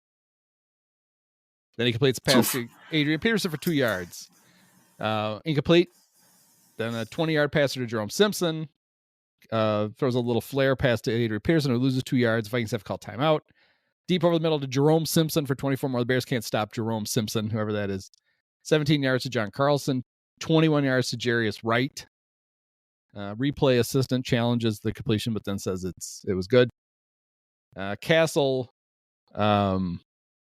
incomplete for Peterson, incomplete for Jerome Simpson, and incomplete for John Carlson. So they send little Blair Walsh out to kick a 30-yard field goal with 24 seconds to go. And unlike the playoff game against the Seahawks, Blair makes this. Yep. So now we're tied. Bears get the ball.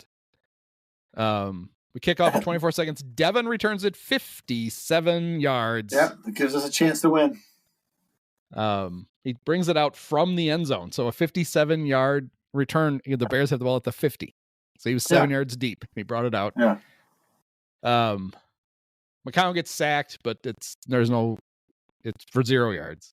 Bears call timeout. Vikings call timeout. 9 seconds left. They throw a complete short pass to Earl Bennett for 2 yards. Great.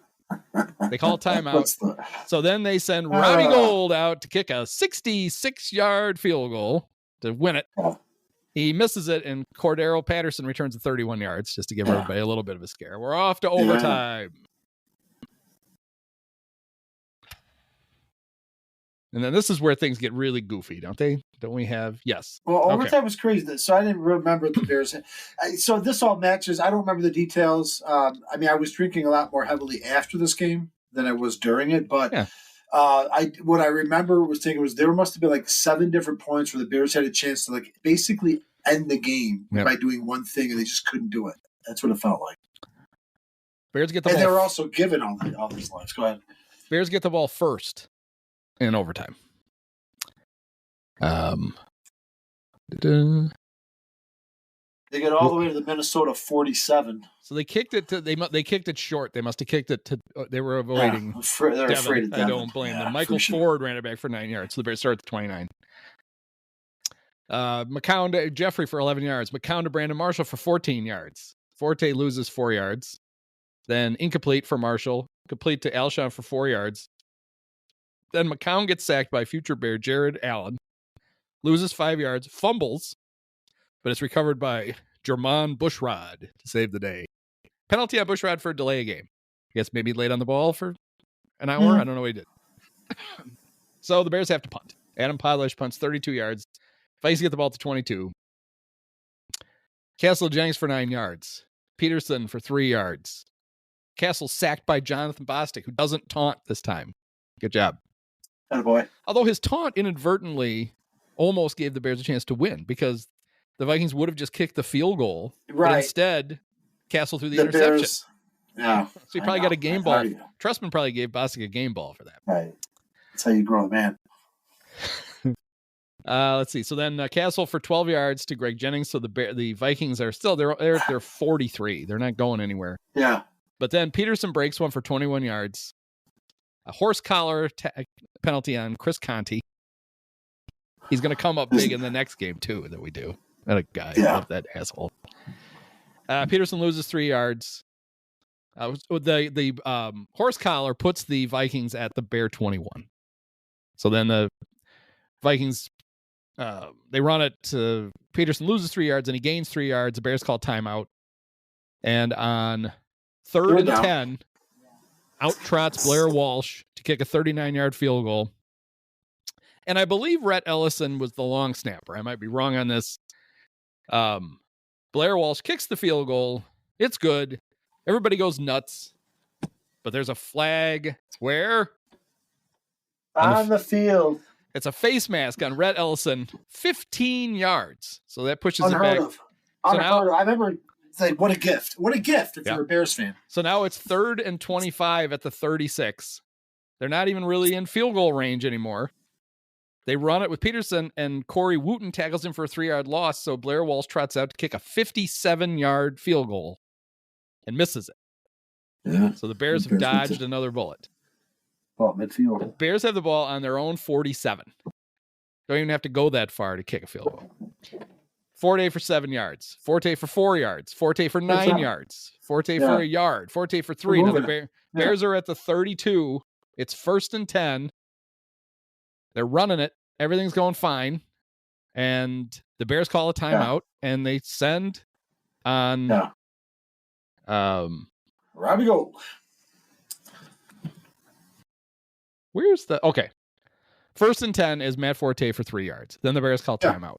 Then the Vikings call timeout. And out trots Robbie on 2nd down. Well, yeah, Robbie's already out there. I'm sure the Vikings call timeout to ice him.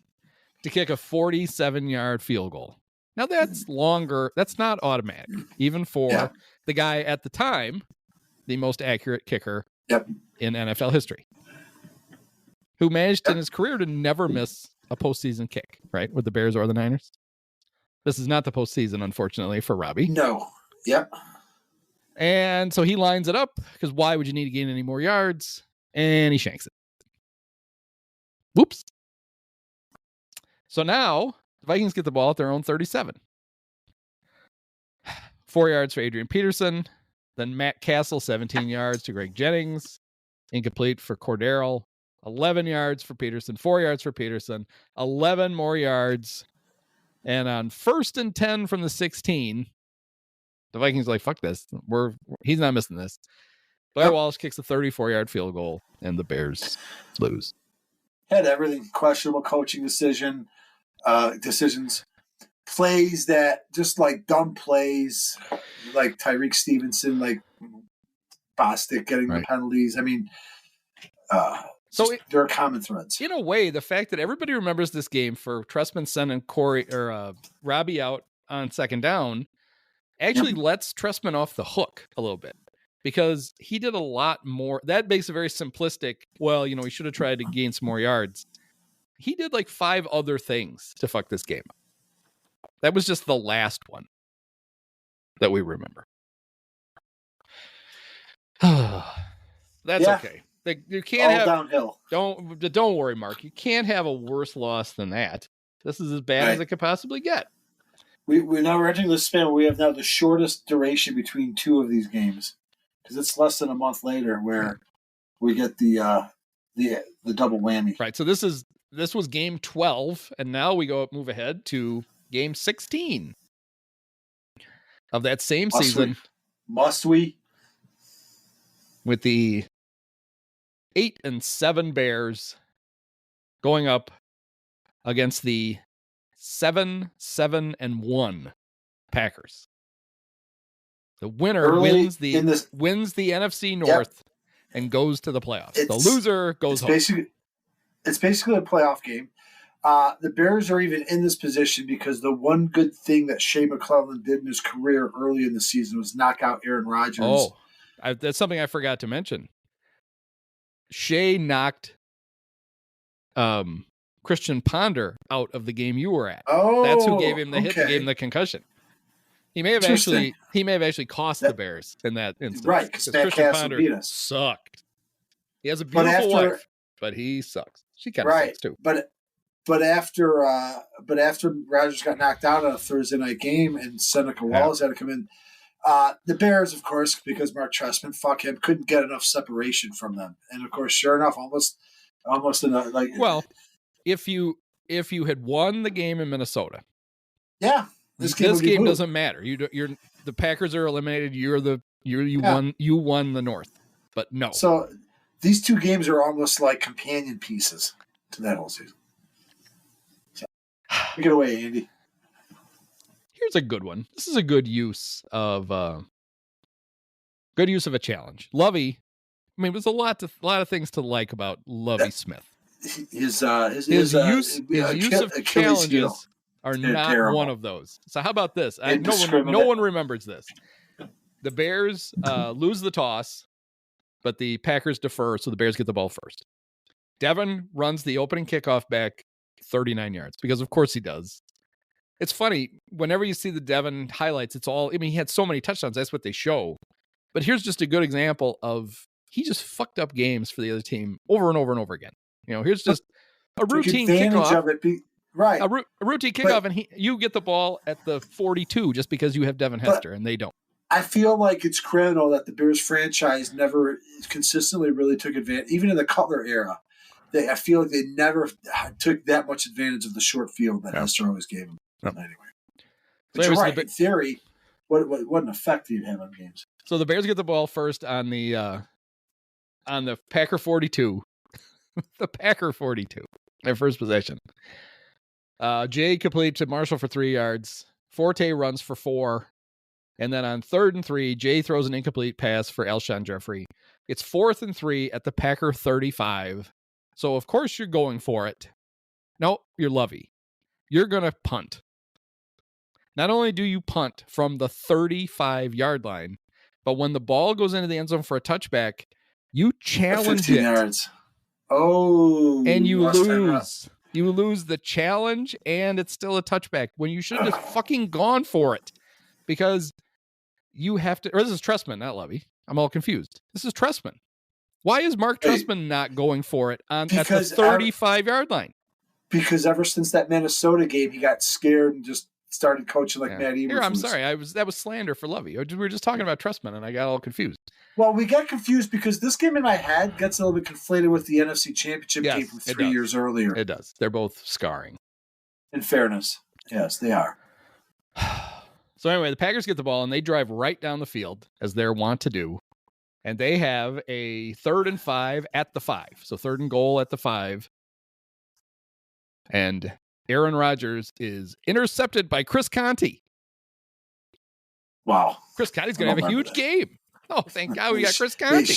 He sure is. Woo! Save the day.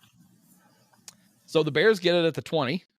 And Jay incomplete to Marshall, but then 13 yards to Marshall, 20 yards to Matt on a run to Matt Forte, 2 more Matt Forte, 37 yards from Jay to Brandon Marshall. Soldiers Field is going nuts.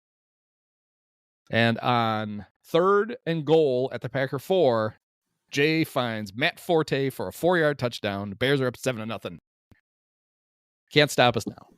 It's going to be great. Playoffs, baby. We'll forget all about that Minnesota game.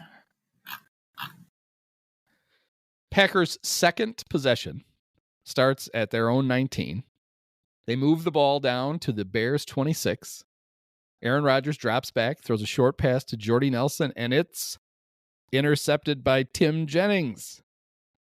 I think Rodgers threw like 4 interceptions in his career against the Bears, and here's 2 in the first 2 possessions of this game.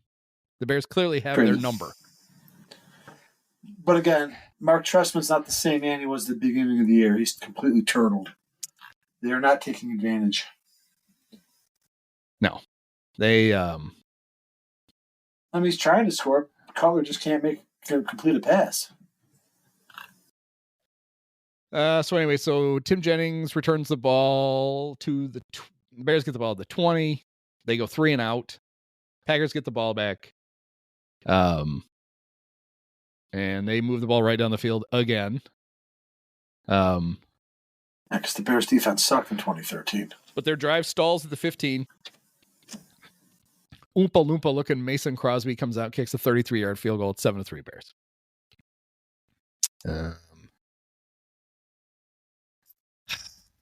Then the next possession is one that lives in, well, the Bears, let's see. It's Jay gets sacked, 2 yards, incomplete, punt. Packers had the ball, and this is one of the possessions that lives in infamy in Bears. You just remember where it happened. I know the play you're going to talk about. Yeah. So the Packers get the ball at the Bear 41 after Polish is punting from his 10. He punts at a whopping 31 yards. Of course, it's probably 40 below zero, but still. Packers get the ball at the Bear 41. Eddie Lacy loses 2 yards. Rodgers complete to Eddie Lacy for 8 yards. Rodgers complete to James Jones for 6 yards. James Starks runs for 9 yards. Second and 1 from the Bear 20. James Starks goes off left end for 3 yards. He's tackled by Major Wright and Landon Cohen. I have no idea who Landon Cohen is, but he's a Bear. So the Packers had the ball, 1st and 10 at the 17. Rodgers is sacked by Julius Peppers. And then the ball is just laying on the field. It's just laying there all by itself. Couple of Bears, I should look this up. Some Bear walks right by it. Like literally, like if he had kicked the ball, it would have been better because it would have been a penalty, but the ball would have been dead. Right. Everybody, Joe Buck, apparently, I remember, is like the only person in the stadium who's like, I don't think the whistle has blown. Mm-hmm. And so this is why Lovey should come into the discussion. Under the Lovey-Smith regime, anytime the ball was on the ground, no matter what, you picked it up. Always. You never left the ball lay on the field. Don't let you can always hand it to the ref if the ball's dead. Just pick it up. The Bears are walking by it. Nobody bothers to pick it up until Jared Boykin picks it up for the Packers, runs into the end zone. And everybody's like, well, look at this, what this asshole doing. And then the refs all raise their arms because it's a touchdown. It was a fumble that was not an incomplete pass. The ball was not dead. Boykin picks it up, and the Packers are now winning. And Lovey loses a second timeout in the first half. Trestman. Oh, because I'm sorry. Jesus, why do we keep piling on Lovey? It looks like this time because it was a scoring play. It was a score. It was not. It was automatically coaching challenge. Got it. Let's see. The last. I got confused because you invoked Lovey again because his whole ethos was pick the ball, diving the football, whereas Trestman's was grow the football. Yes. You can't let it. You don't want to disrupt it. It's there. It's growing. If you don't pull a plant up from its roots, right? You gotta grow the football. So the Bears are down 10-7. In the first half. They get the ball back. They go. Oh, I don't remember this. They get the ball at their own 15. And Forte runs for 4 yards. Michael Bush runs for 6 yards. Oh, isn't that neat? Before he played first base for the Cubs, he played running back for the Bears. Michael Bush runs for 5 yards, so now it's 2nd and 5 at the Bear 30. Jay completes a pass to Alshon. He runs for 12 yards, and he fumbles, and it's recovered by Morgan Burnett at the Bear 43. So with 1:47 to go in the half, the Packers have the ball again, and they don't move it that well. They do. They move it down to the 9, but they're running out of time, and it's 4th and 9. Mason Crosby kicks a 27-yard field goal, and now it's 13-10. 13-7 Packers when it should be 7-0 Bears. But those 6 points aren't going to come back to haunt you. Don't worry about that. Packers get the ball to start the second half. They go 3 and out. Bears get the ball after the Tim Mustay punt. Oh, of course he does. Tim Mustay punts from the Packer 29-yard line. Devin Hester returns it 49 yards to the Packer 30. He's basically trying by himself to win this game for you. It's no wonder he's in the Hall of Fame. So the Bears get the ball at the Packer 30. Forte runs for 15 yards. Forte runs for 3. Forte runs for 4 more. Forte runs for 3. Forte runs for 5 and a touchdown. Trestman's like, screw it. Just give the ball to Matt Forte. He counts for all the yards. On the drive, the Bears have the lead, 14-13. Woo! All right, Bears have all the momentum back. Now we're good. Take control. Yep. Mm-hmm.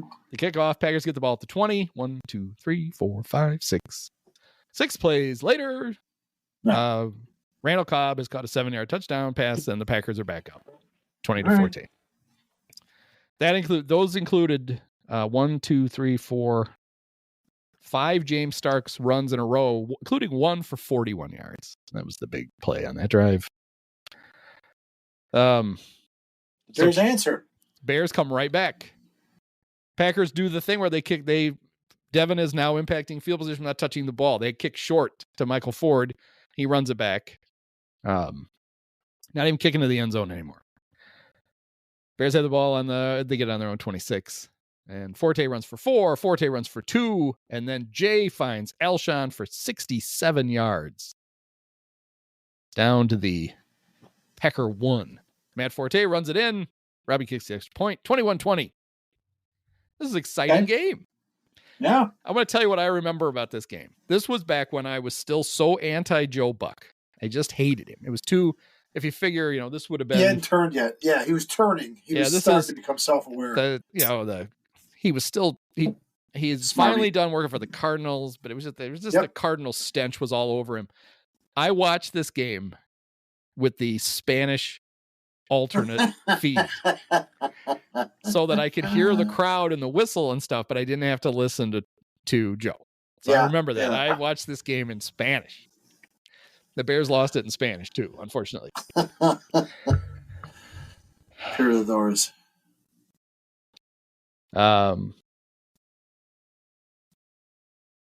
So let's see. Where?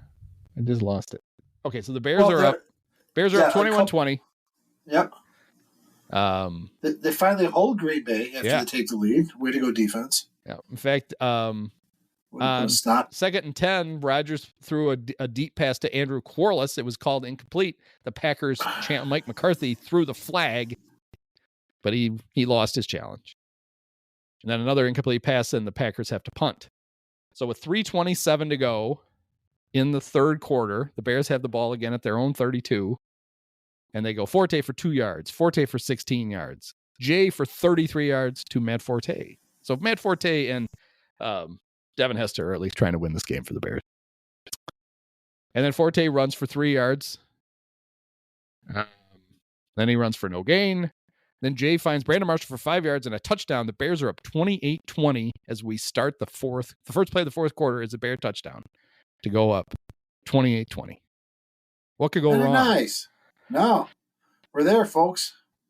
The fact that you just handed the Packers 10 points in the first half, no big deal. That's not gonna come back to haunt you. We're on our way. You wouldn't want to be up 28-10. That wouldn't be any fun.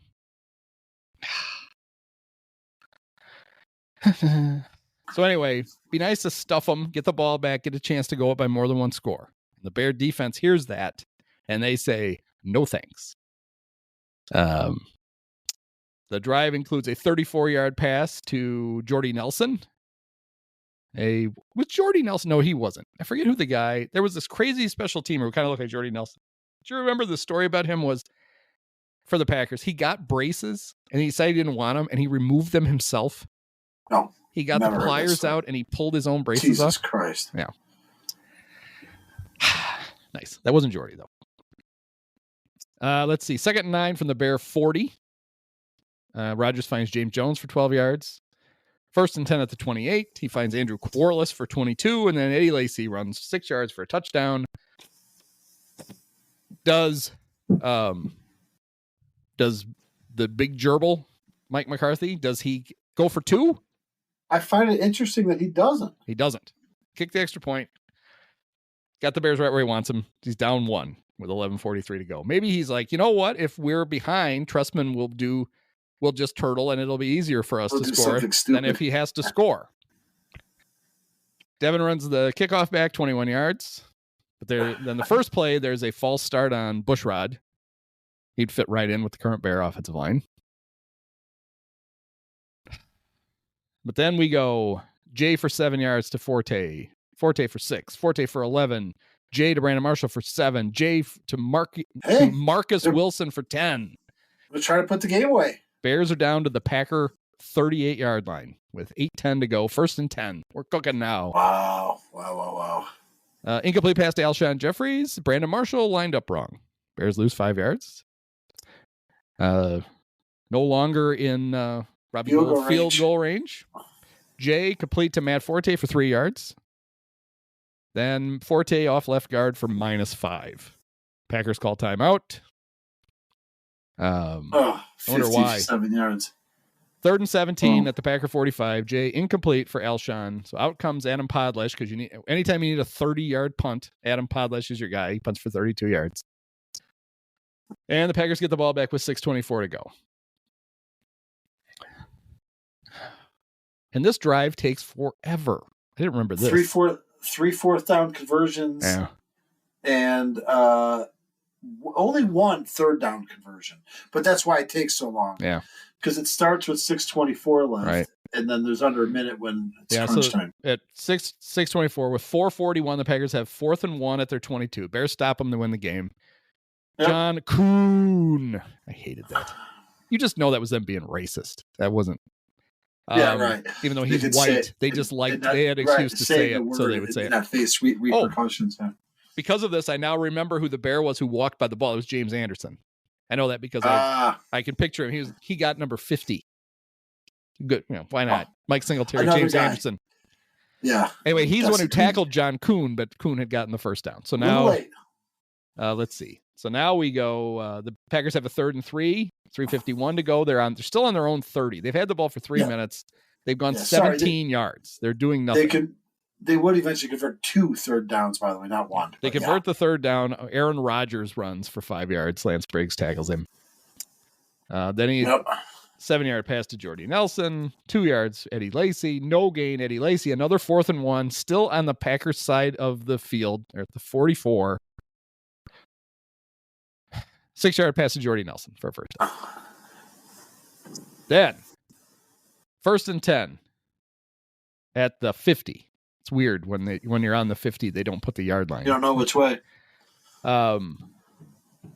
Incomplete, intended for Corliss. 2nd and 10. Eddie Lacy, 2 yards, tackled by the great Shea McClellan. 3rd and 8. Incomplete pass to Jordy Nelson. So now it is 4th and 8 at the Bear 48. 46 seconds left. All you got to do, get a stop. Now, and all Green Bay needs to do, 8 yards for a first down. They just need a field goal also to win the game. Because in a way, what happens here almost does the Bears a favor in a weird sense. Almost. I mean, in a weird, perverted way. Just saying. Rodgers drops back. Julius Peppers is all over him. This is a sack. Game's going to be over. I think it's Kuhn who gets just a little bit of Peppers, slows him down just enough. Rodgers fires the ball downfield to a inexplicably wide open Randall Cobb. Randall wide open because the Bears were playing zone and Chris Conte was playing man and was off covering someone else and not covering the back third of the. And Randall Cobb walks in for a 48-yard touchdown, and the Packers are up 33-28. They go for 2. They don't make it. The Bears have the ball now with. So actually, this is rare wisdom from Mike McCarthy. 46 seconds to go. You've just taken the lead, 33-28. Yeah. What do you do with the kickoff? You just kick the fucking thing out of bounds. Squib it. Just do not kick it to Devin Hester. Because the Bears, yes. They kick it out of bounds. They get the ball at the 40. And you think, well, that's really good break for the Bears. Well, the Packers are like, Devin may very well have just scored. So we're not kicking it to him. Might as well. And the Bears have to go all the way down. So they have 2 timeouts, but they got to go all the way down. The Bears need a touchdown because they're down 5. And the very first play, Martellus Bennett for 15 yards. So now the Bears they did get one play. Bears call timeout, and they are at the Packer 45.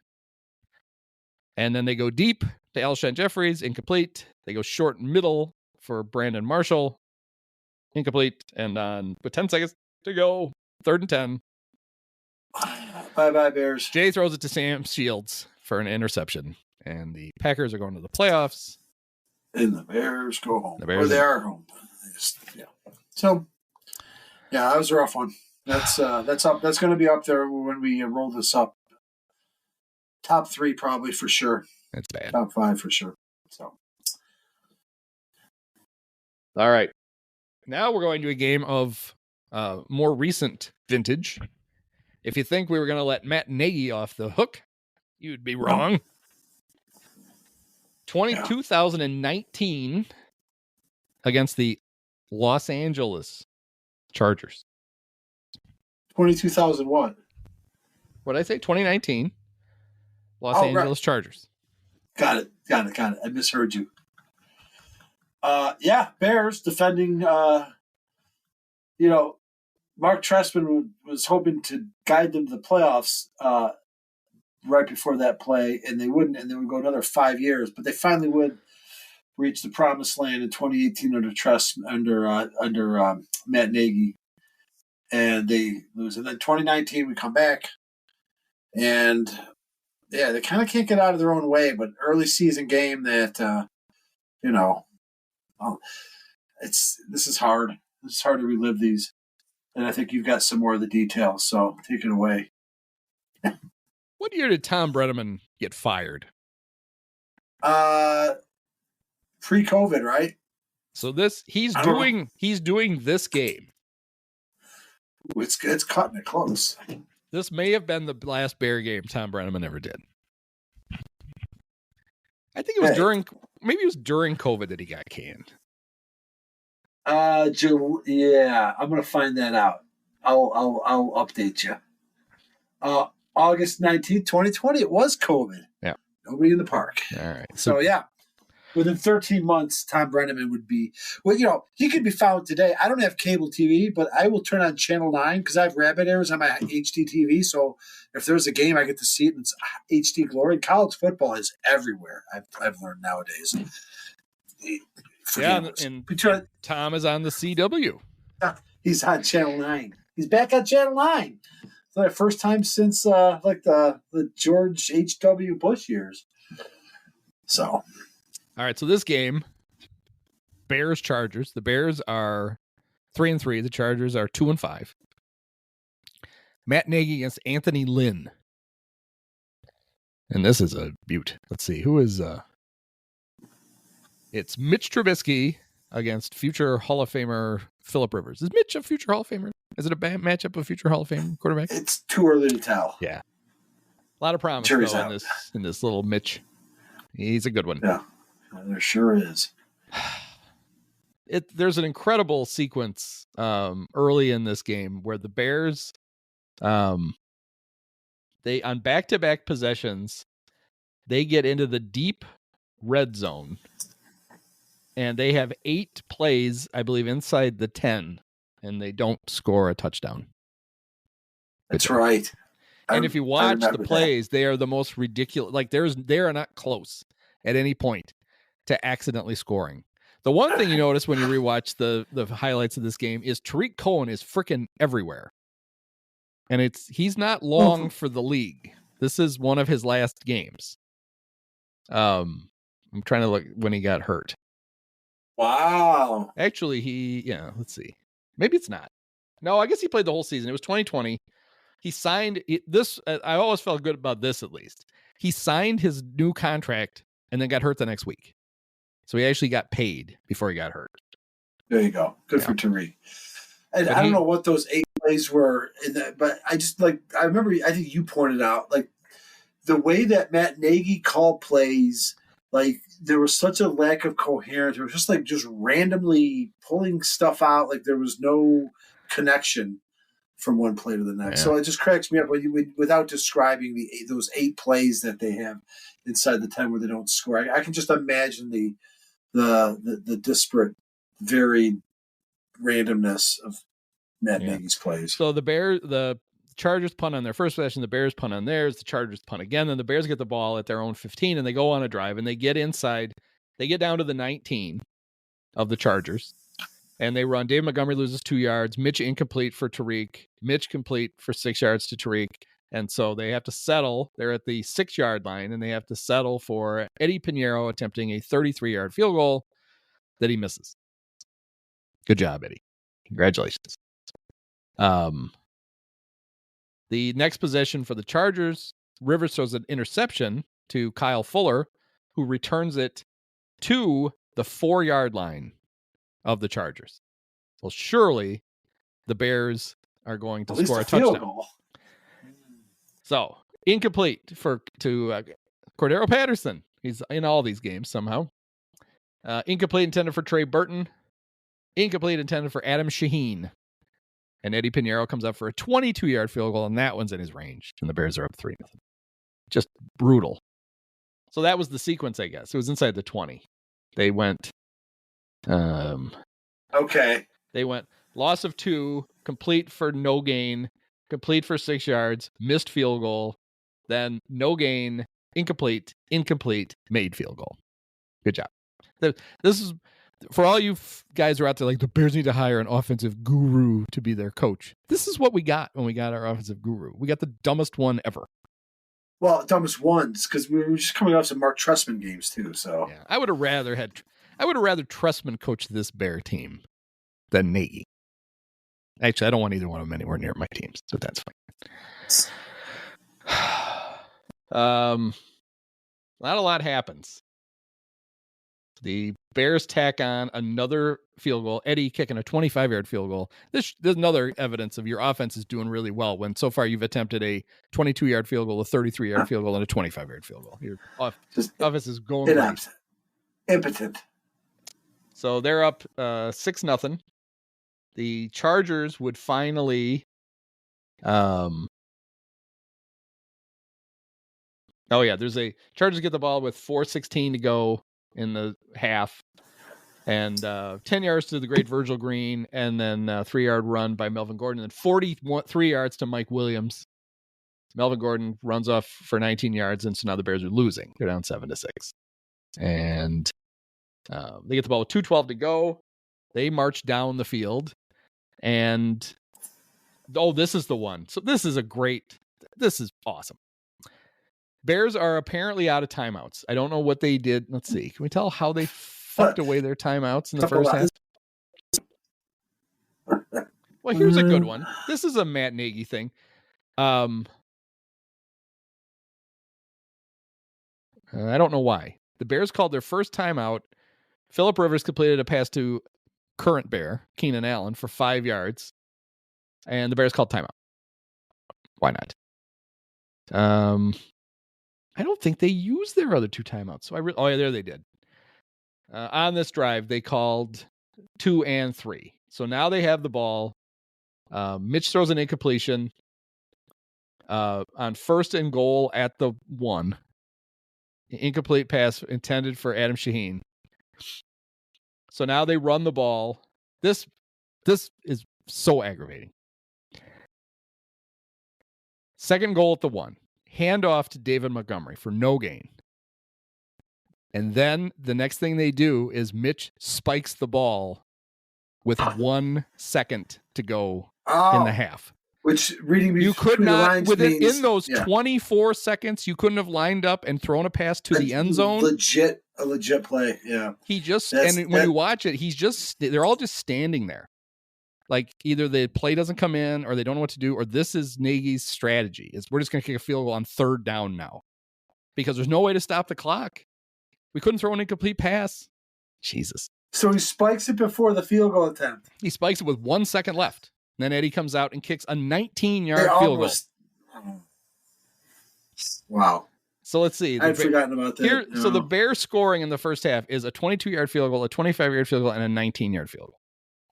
And do they also have a turnover inside? They just would. They have a missed field goal down there too. Yeah, they've kicked 3 field goals inside the 5-yard line. They have 9 points to show for all that. and yet, he's the best. Yeah. All right, but they have the lead. Bears get the ball to San start. Diego's pretty inept. Well, it's L.A. I mean, yeah. Chargers. Don't call them San Diego.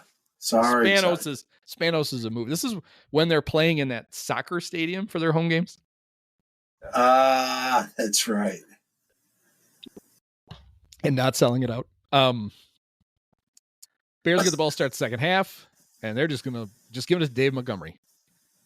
8 yards, 5 yards, 5 yards, 3 yards, 2 yards. Then Mike Davis runs for 3 yards. Do we remember Mike Davis? Yes. He was like the 3rd running back on that team. Well, yeah, I would assume. Well, but like, from South Carolina. He was like a prize signing, though. Like, they were really loading up on depth because I forget who David's, Tariq. But yeah, I do remember. I believe in one of these games, and I must have missed it, Kadeem Carey makes an appearance.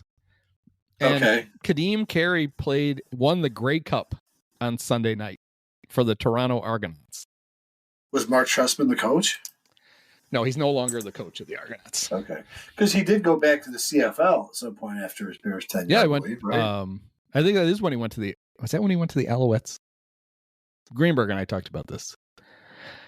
He must have gone to the Argonauts because Oh, which and ones? I told this story. One of my buddy Jared, who worked for me in Michigan, I came into my office and I had a signed Alouettes team photo. Mm-hmm. It was signed I heard to that. Andy Gobert's Mark Trestman. I don't think Mark Trestman really signed it. I think maybe it looked a lot like Jared's handwriting. No. But it was a thought that counts. But anyway, so the Bears are moving down the field. Mike Davis, 3 yards. Mitch to Allen Robinson for 6. Mike Davis gets it again, doesn't gain any yards. 8 yards to Anthony Miller, and then 31 yards to Allen Robinson. David Montgomery runs it in for 4 yards. Eddy makes the extra point. Bears are up 16-7. Oof. Bears Great take shape. control. Take it from here, boys. And they even have a bend but don't break on the next drive. Yeah, Chargers go on a long drive. They have the ball from 8:08 in the third until 42 seconds to go in the... No, a minute 42. Yeah, 42 seconds to go in the third when Chase McLaughlin kicks another freaking 20-yard field goal in this game. Anthony Lynn and Matt Nagy. That's some creative offense. 16-10. We get to the fourth quarter. And, Mitch, on the first possession of the fourth quarter, Mitch throws a terrible interception to Casey Hayward at the 43 that gets returned. Gets returned to the Charger 43, gets returned 37 yards to the Bear 20, which the Bears survive because after a couple of short complete passes, McLaughlin misses a 42-yard field goal. So the Bears are still up 16-10. So, whew. Don't worry about it, Mitch. Bears get the ball back. Mitch's excellence continues when he drops back on 2nd and 10 from his own 42. He's sacked by no one. They don't credit anyone with the sack. That's always a good sign. He fumbles, and it's recovered by Melvin Ingram and returned 2 yards. So now the Chargers have the ball again after consecutive turnovers by Mitch Trubisky. Ridiculous. And they end up with the ball at the Bear 26. Rivers completes a pass to Gordon for no gain, then a 3-yard pass to Gordon. Leonard Floyd gets called for a face mask. I remember it's a huge hit on Melvin Gordon that Tom Brenneman's very excited about, but it's also a penalty. So then Phillip Rivers for 11 yards to Austin Eckler for a touchdown, and suddenly the Chargers are winning 17-16. So good job. Bears get the ball at 8:04 to go in the fourth. They hold that ball for 6 minutes, and they punt. They don't score. But they start on their own 16. They get the ball to the, let's see, what happens? 3rd and 10 at the 40. Mitch gets sacked by Joey Bosa, so now they have to punt. They flip the field, though, and there's still time. And believe it or not, Nagy has all 3 timeouts. So yeah, he hasn't used them yet. So the Chargers take over on their own 15. Khalil Mack sacks Phillip Rivers on the first play, so that's good. Then a short completion to Keenan Allen for 4 yards. The Bears called the timeout. So it's 3rd and 12 at the 13. And this is a Kyle Fuller makes a great tackle on Hunter Henry. It looks like Hunter Henry is going to get the first down. One of those, oh God. Which would end the game. It's 3rd and 12, and they throw a short pass over the middle of the tight end, and he takes up right up the middle of the field, and Fuller gets him just like a half-yard short. Okay. So they have to punt. The great Ty Long punts it. Tariq Cohen brings it back 17 yards. So now the Bears have the ball with 1:33 to go on their own 35. It's Mitch time. This is why you made him. This is why you traded up to make him the number 2 overall pick. That's right.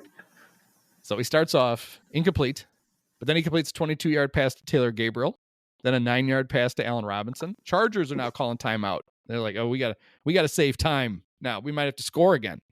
Yep. The Bears are at the Charger 34. Montgomery runs for 2 yards. Chargers call another timeout. 53 seconds to go. But it's a first down.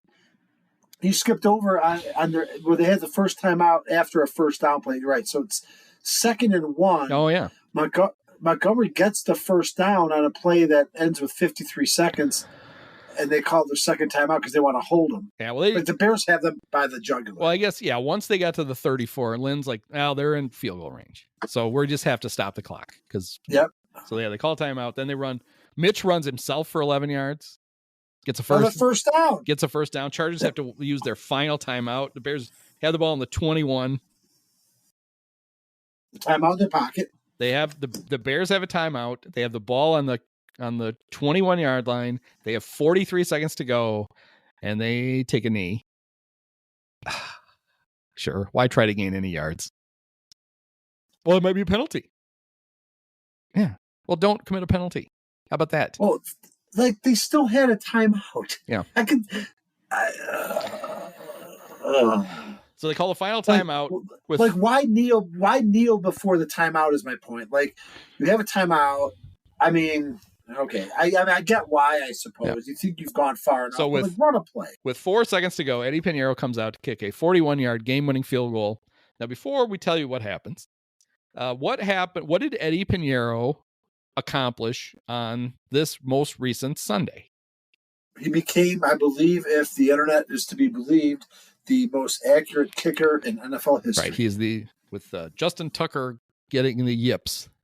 Eddy is now, nobody kicks field goals at a better rate than Eddy Piniero. More accurately. The irony, Andy, is killing me. Eddy started the game for the Bears by missing a 33-yard field goal. And here he is at the end of the game missing a 41-yard field goal. Just like another game, just like carelessly just given like all these chances to win. The other team wants you to win. You just let it keep slipping out of your hands. So many opportunities. So Eddy is on the Bears because the year before they parted ways with a kicker that they had signed to a 3-year, $9 million contract. And it's time to talk about what we think is the worst Bears loss of our fandom. The most painful, right? I think is really what it is. Right. The most painful loss. Which is, we haven't really defined it, but I feel like after talking about it, it's definitely shocking things that happen at the end of a game. There's a lot of regrettable things that lead up to it. There's a lot of regret. There's a lot of whatever. But it's ultimately just results in just a big kick to the balls. Either on the last play of the game or in the last minute, but really it's the ones that are on the last play of the game I think that are going to rank up there. But yeah, so we are off to most painful. Well, I guess the Bears have been in a playoff game since this one. Yeah, technically, if you count it that. The Nickelodeon Bowl. The gifty Nickelodeon COVID. We're going to add an extra playoff team. Yeah, just because of COVID for reasons. This is the last real playoff game the Bears have been in, and it's unfortunate that this game has a nickname. It does. And every Bears far and wide know exactly what it means. Not even Bears fans, I bet. Yeah. Oh, no. Double doink. Football fans. Double doink only means one thing, and it means this game. The ironic thing, we talk about, you watch enough TV shows or movies and read books, and you get used to the foreshadowing. Right. I mean, things happen early in books or movies that come back later. And one thing that kept happening to Cody Parkey was he kept hitting the fucking upright. In fact, he did it. In fact, I believe he did it 4 times in the season, and he did it twice in one game. And it's maybe 3 times. 3 times in one game? I think you're right. 3 times in the Lions game. I think you're right. I think it happened 5. So he did it 5 times and 3 times in one game. So 4 or 5. You want to be conservative on the side of accuracy, say 4. That's definitely true. Could have been 5. But yeah. An uncanny amount of times. I mean, it's the old accuracy versus precision thing. What's that? Where I don't think I've heard that. Accuracy is you bunch all of your things in one spot. Precision is you bunch them all in the spot you are aiming them at. Yeah. So bullseye. Cody was accurate because he kept hitting the upright, but he was not precise. He was within the range. Because he wasn't trying to hit the upright. He was trying to hit it in between the upright.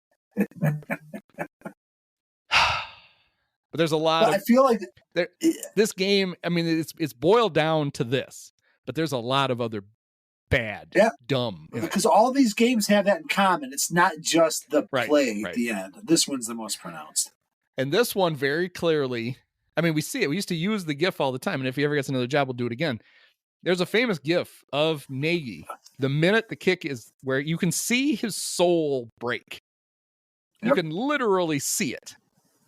And it really happened. I always thought that Dusty Baker basically stopped managing the Cubs the minute that Steve Bartman interfered with the ball. It was that losing that game and then losing the next game, coupled with blowing the World Series the year before with the Giants, just broke Dusty's brain, at least for like a decade.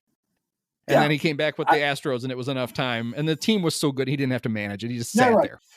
I think on a lesser degree, that's how I view that Trestman, Minnesota game. He was flying high to that game. Yeah, he got broken. I feel like this one broke Nagy, except there's a glaring difference, right? Like, Dusty Baker was good at his job. Matt Nagy was never really very good at this job. No, This is such a weird. The whole thing is this weird season, and I think about it when I think about, and I've predicted this guy's going to coach the Bears next year, so this is great. To me, if somebody on Blue Sky, because that's where I go. I don't go to Twitter anymore. I go to Blue Sky because that's where all the cool kids hang out. Somebody showed a literal chart of like the DVO. I think it was the DVOA. Is that right, or is that defensive value? Anyway, it's like an offensive value metric for Cliff Kingsbury, and what it shows is when he takes over a new job, he immediately improves the offense. And it lasts about 9 weeks. And then the offense goes right in the shitter. And it does it everywhere. Returns. It does it at Texas Tech. It does it with the Cardinals. It does it last year with the USC. And it's happening right now with the Commanders. Yeah. And what they say is Cliff runs a really good offense, but it's very simplistic. And so what tends to happen is, like, even their audibles are really, teams figure out. Like, they recognize the formations. They know what you're going to run. They hear the audibles. They know what you're audibling to. And he doesn't have like a counterpunch to that. And that was Nagy with the Bears. Like, his first 8 or 9 weeks, the offense was really good. And they were doing all this fun stuff. You know, like they were using the defensive guys and they were running cool plays. And they were doing stuff. Yeah. And they got to about that Giants game. And then it all kind of went away. And there was They almost pulled that game out, right? They lost it, but And that was kind of the last game where the offense really did anything. And because they really struggled down the stretch, and they struggled in this game too. And one of the things that happened in that game is relevant to this game because one of their big signings in that offseason was Trey Burton. They needed a tight end who was like a versatile, more of a pass catching tight end than a run blocking tight end. And he was most famous because the year before in Philly, he's the one who threw the Philly special pass to Nick Foles for the touchdown. That's right. One of the 3 times Tom Brady lost the Super Bowl. That game in New York, which I believe Chase Daniel had to play quarterback in. He did.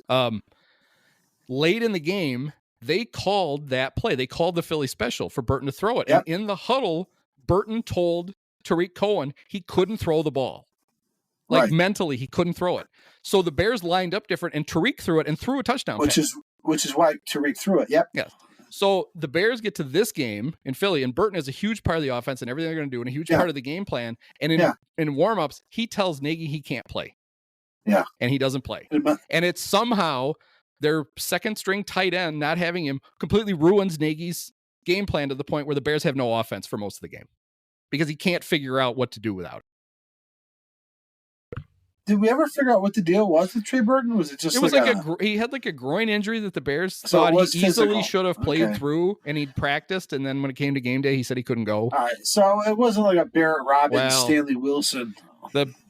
It sounds like his teammates think that he pussed out, that he should have. Well, like what was going on in that play in the huddle in New York then too? Like that's the thing. Okay. So he's like, I can't throw it, and they're looking at him like, "What do you mean you can't throw it? You hurt? You can't throw it." You did it in the fucking Super Bowl. You beat Tom Brady, asshole. But leave it to Tariq, who's like, "Fuck it, I'll figure it out," and he just throws it.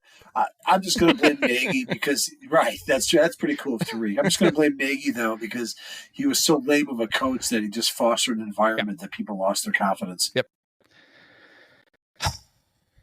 The Bears. I will say this in this game because we've talked around it, but most people know the game. So there's, you're right that after like the Thanksgiving and then the Giants game, where even Chase Daniels was winning games for them, that they started to sputter, and they did in this game, except the last 2 drives.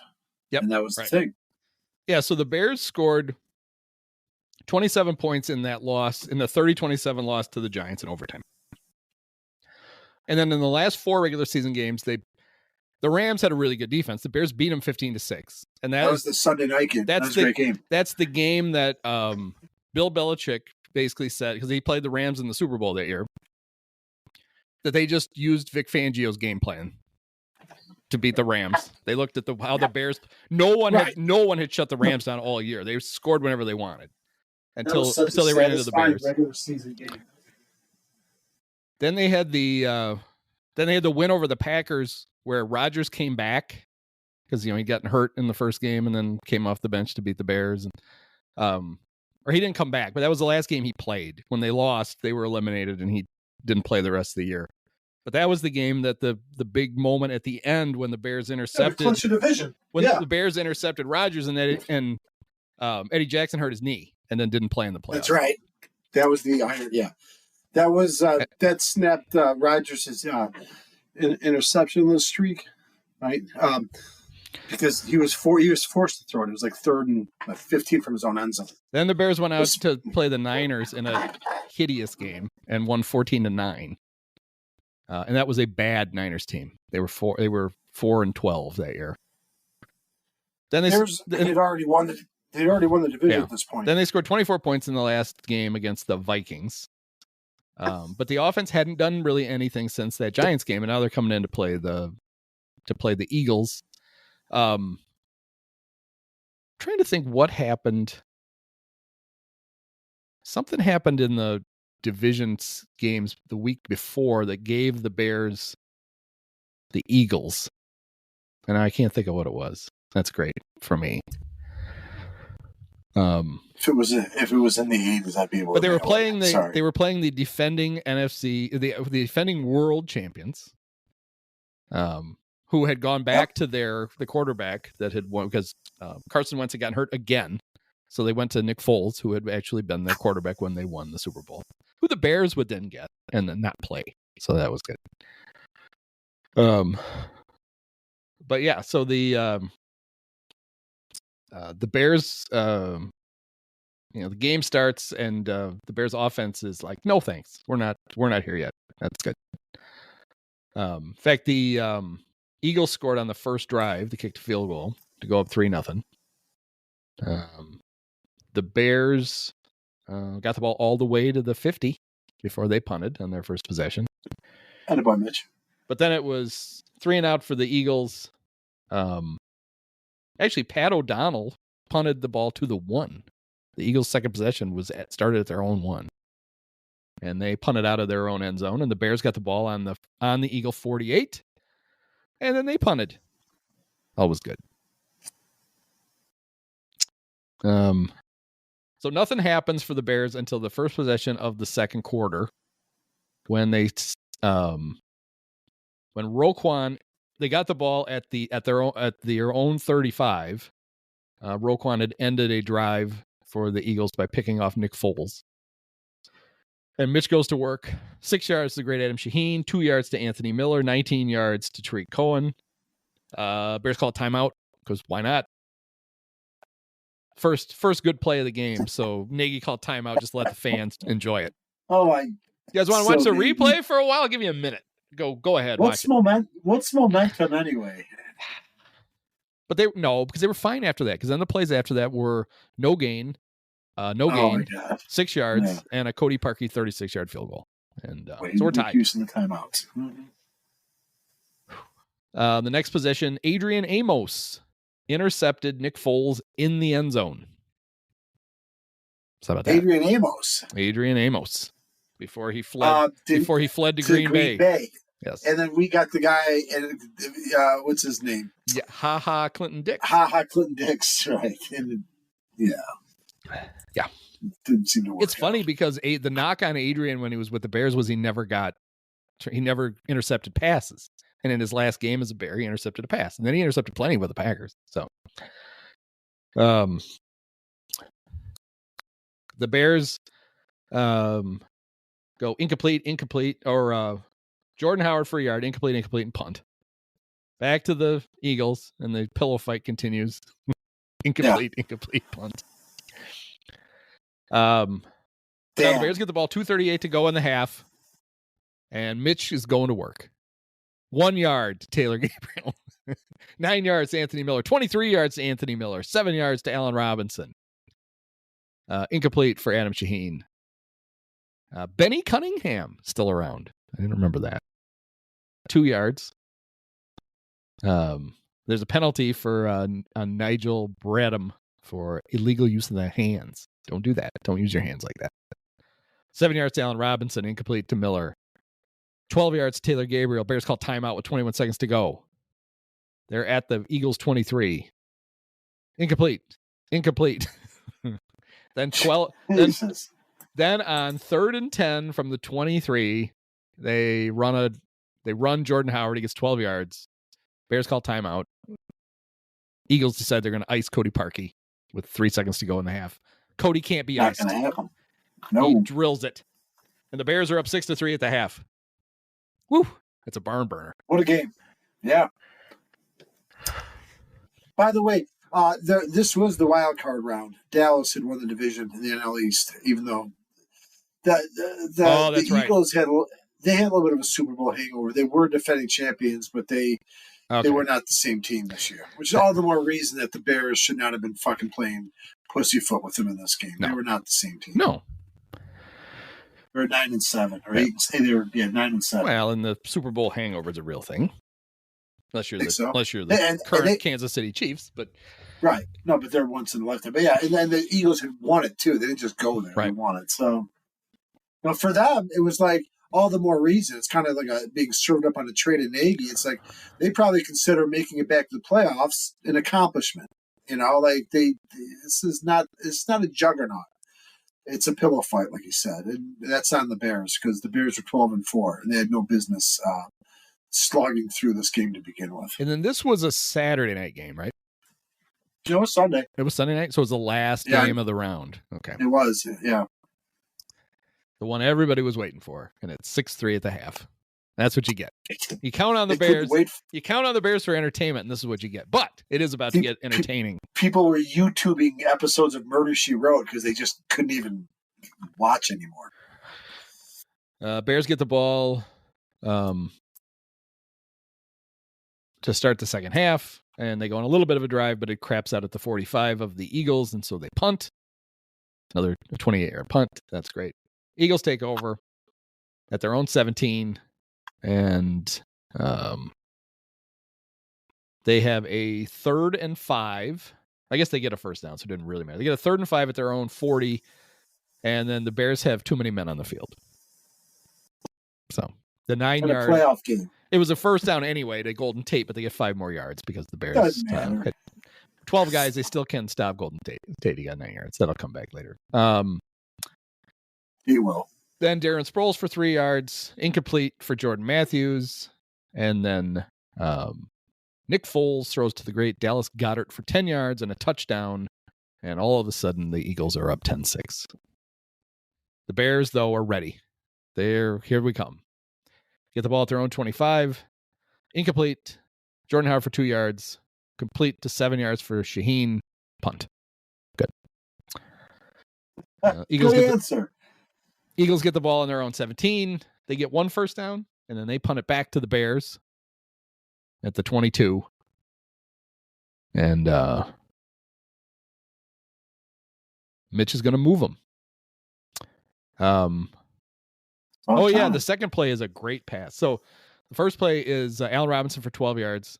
Second play is down the right sideline, a very nice pass to Allen for 45 yards. They would do something very similar again later in the game. So now they have the ball on the Eagle 21, 1st and 10, and incomplete for Robinson. Short pass to Cohen for 1 yard, and then Mitch runs, probably a scramble for 4 yards. And Cody Parkey comes out and kicks a field goal, and it's 10-9 Eagles. So anybody's ball game. Just into the fourth quarter now. So let's see. The Eagles take over on the 26. Our old friend Alshon Jeffrey catches the pass for a yard. Wendell Smallwood for 6 yards. Darren Sproles for 2. And the Eagles are punting right back to the Bears. Bears got it at the 20. Let's go down and get the lead. And Mitch throws incomplete for Gabriel. Then 19 yards to Gabriel. Jordan Howard runs for 6 yards. Mitch goes deep to the great Josh Bellamy for 34 yards. What a bunch of bums besides Eddie Robinson. They had it wide out. And then a really nice pass from Mitch to Allen for 22 yards and a touchdown, and he was being interfered with, and it still couldn't stop him. Don't matter. Allen Robinson can't stop, won't stop. Touchdown Bears. They're up 15-10, and they go for 2. Mitch throws to Taylor Gabriel. Doesn't work. So it's still 15-10. 9:04 to go. Now, this is what always bothered me about all of this, is the Bears twice, the vaunted Bear defense, which was one of the best defenses in the NFL, had shut down those high-powered Rams. Yep. You have the lead with, let's see, the first time you have the lead with 9:04 to go. This time for the defense, the Eagles are not good. Yep. Just stop them. That's all you got to do. It's in your hands, Vic. Go get them. Instead, they let him flip the field. They stopped him, but they flipped the field a little bit. Yeah, the Eagles get the ball. The great Boston Scott, for some reason, ran it out only into the 14. And they move the ball. They don't move the ball very much. They get 1 first down. Yeah, they only got 1 first down. Defense did their job. Yeah. Cameron Johnson punts. Bears get the ball back. Now it wouldn't kill the offense to just pick run up some first downs. Yeah, get some first downs. Even if you just get a field goal, now it's an 8-point game. You're in great shape. And Nagy is like, I got it. I have the plays. Here we go. First play, Jordan Howard loses 2 yards. Second play, Mitch gets sacked, loses 7. They're going the wrong way. 3rd and 19 from their 17. Mitch completes past the Tricone for 7 yards. So the Bears punt from the 24. Pat O'Donnell, 36-yard punt. All right, defense. All right, Khalil. So, the Eagles are in good shape. They have the ball on the 40. They need a touchdown, though. 4:48 to go. Foles to Alshon for 15 yards and a first down. The decaying husk of Danny Trevathan with the tackle. So now 1st and 10 at the Bear 45. Incomplete. 2nd and 10 at the Bear 45. Pass to Goddard for 10 yards and a first down. 1st and 10 at the Bear 35. Foles to Nelson Aguilar for 8 yards. Man who got taunted by Eagle fans who were catching babies out of burning buildings. 2nd and 2 from the Bear 27 with 3:13 to go. 13-yard pass to Zach Ertz. 1st and 10 at the 14. Wendell Smallwood for 1 yard. So then 2nd and 9, Foles incomplete for Aguilar. 3rd and 9, Foles complete to Jeffrey for 11 yards and a first down. That was a killer. 1st and goal at the 2.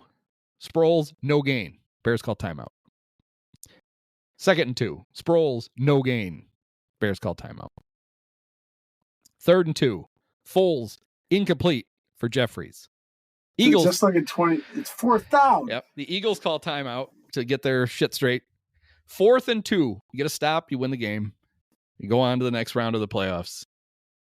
Nick Foles. It was a pick play, right? To Golden Tate, or Golden Tate shoved off. It's some kind of bullshit happened. But you never call, but you don't call it in a playoff game. In that situation. Touchdown. It's really at the end of a game. Eagles go for 2. They hand it to Wendell Smallwood. Wendell Smallwood. He doesn't get it. Yeah. So 16-15, 56 seconds to go. The Bears have 1 timeout. Jake Elliott kicks off. I don't get this. It kicks off 58 yards, so it's returned by Cohen for no yards. Why do the Bears have the ball at their own 42? Oh, baseball just a reference, bad kickoff or football reference. Well, no, he kicked it 58 yards. That math doesn't work. Yeah. It should have caught it at the 7 if it went 58 yards from 35. Yeah. So, but anyway, according to this, the Bears started at their own 42-yard line, which I think is going to work. It should. First down, Mitch is incomplete to Gabriel. Second down, almost the same pass that he's completed to Robinson twice before. In the second half, late in the third and early in the fourth, he throws that. And this is where, yes. And Mitch would dine out on this for another year and a half because we all remembered the three really nice throws he made in a game that they should have won.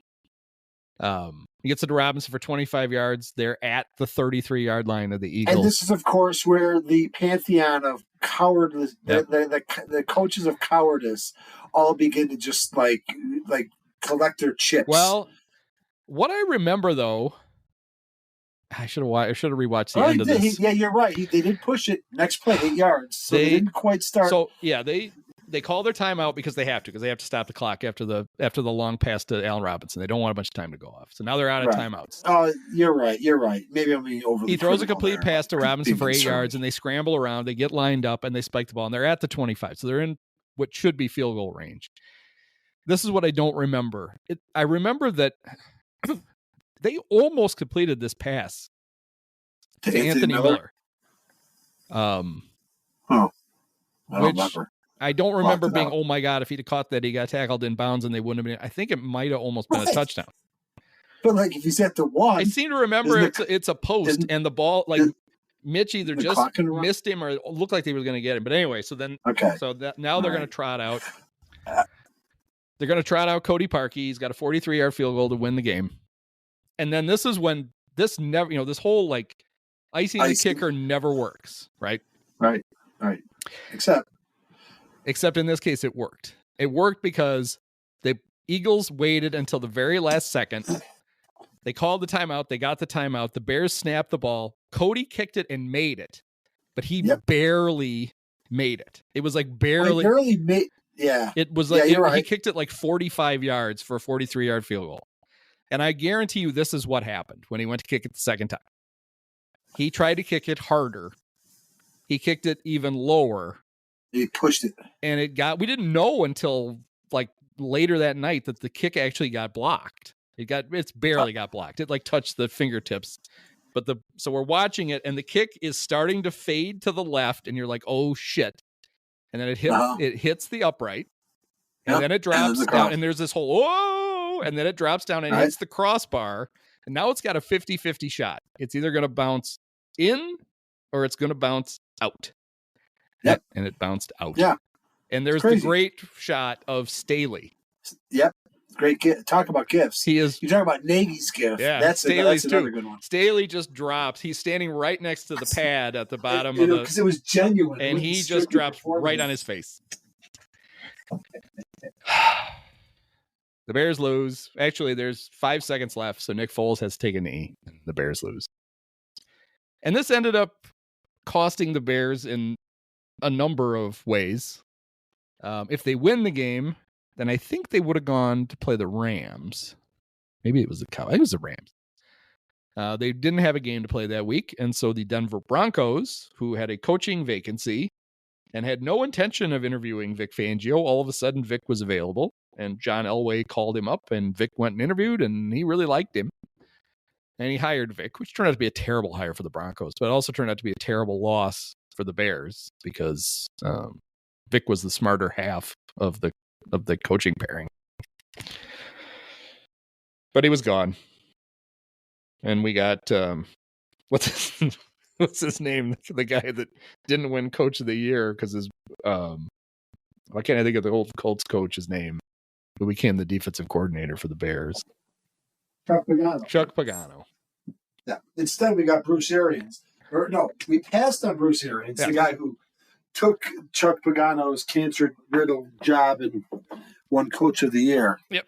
And then we eventually got Chuck Pagano to run the defense. Not to make too fine. I know this is run super long, but not to make too fine a point on it.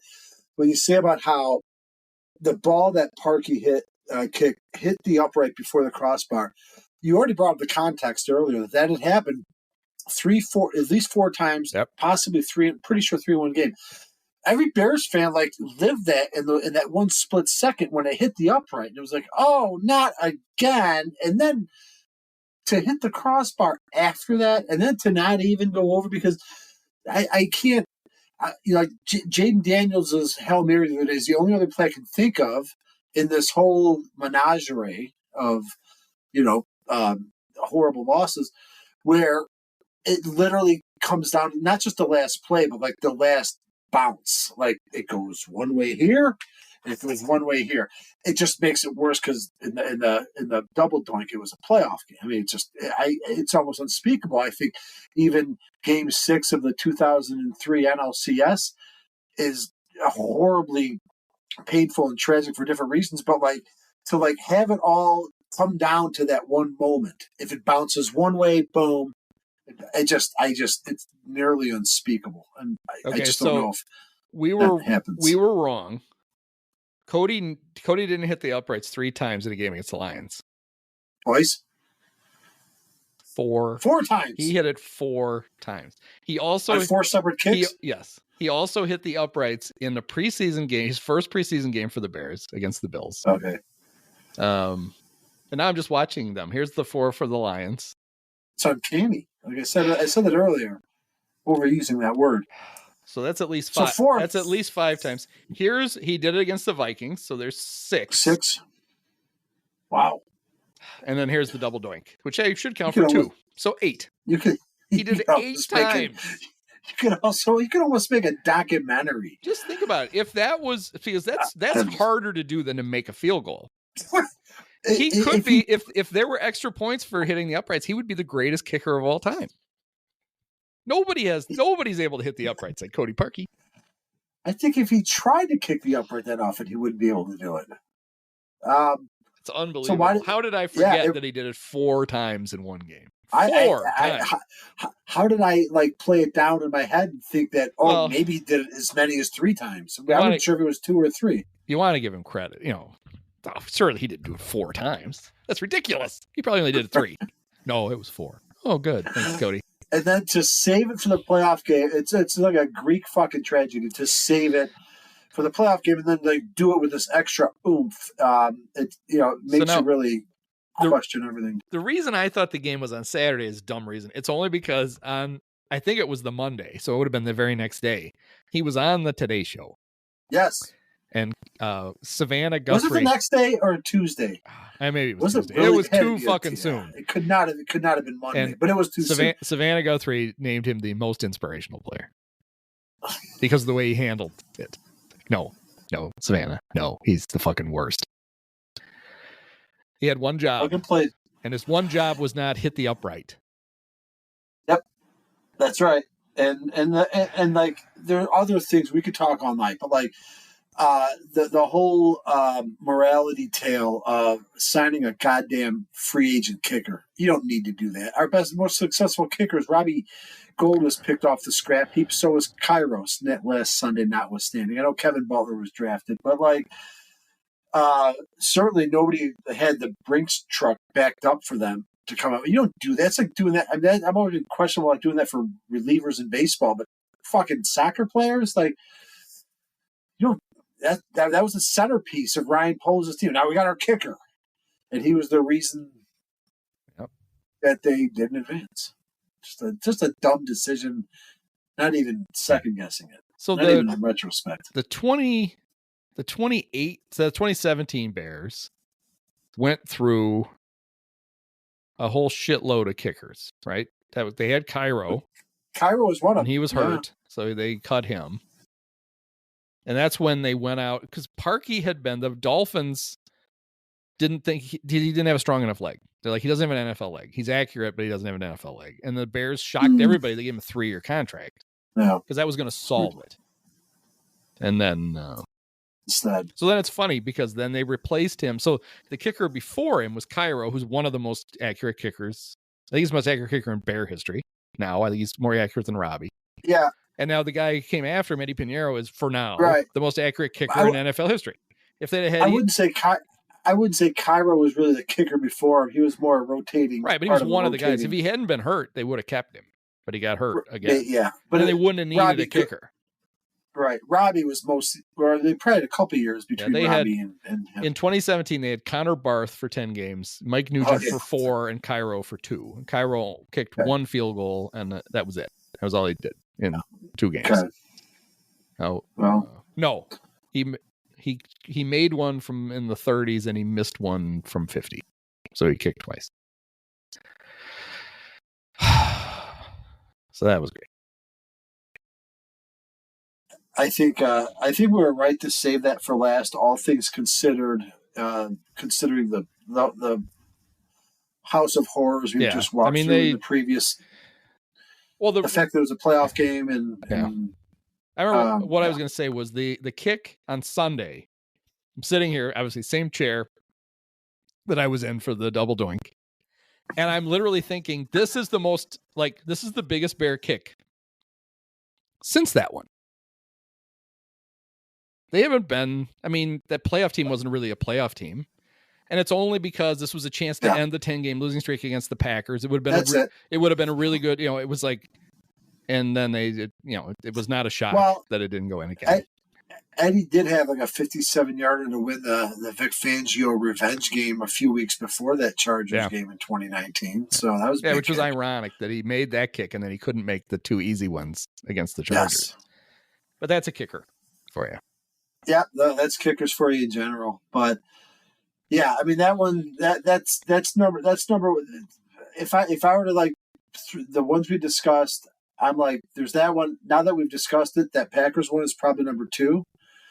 I think that Vikings game's got to be top 5, but then I'm putting that Jaden Daniels game from a few weeks ago in somewhere in the time of. I don't know that this Packers game from 3 days ago would bump out, would make the top 5 here. It's fucking painful and inspired this whole podcast. And it's annoying. The Bears aren't going anywhere. They weren't going anywhere. It's annoying because it's the Packers and the losing streak, and that's grating on us. I mean, the stakes that were so low because the Bears, they lost 3 in a row. They're basically, we know they're not a playoff team. Right. Whereas it was just finally beating the Packers. That's what put the extra on it. Whereas the Washington game, if you want to just compare the 2 from this season. It torpedoed their whole season. It did. And it might have done us a favor by at least making sure there's no doubt about Matt Eberflus, but like still, what a price to pay. Yeah, they would have been 5-2.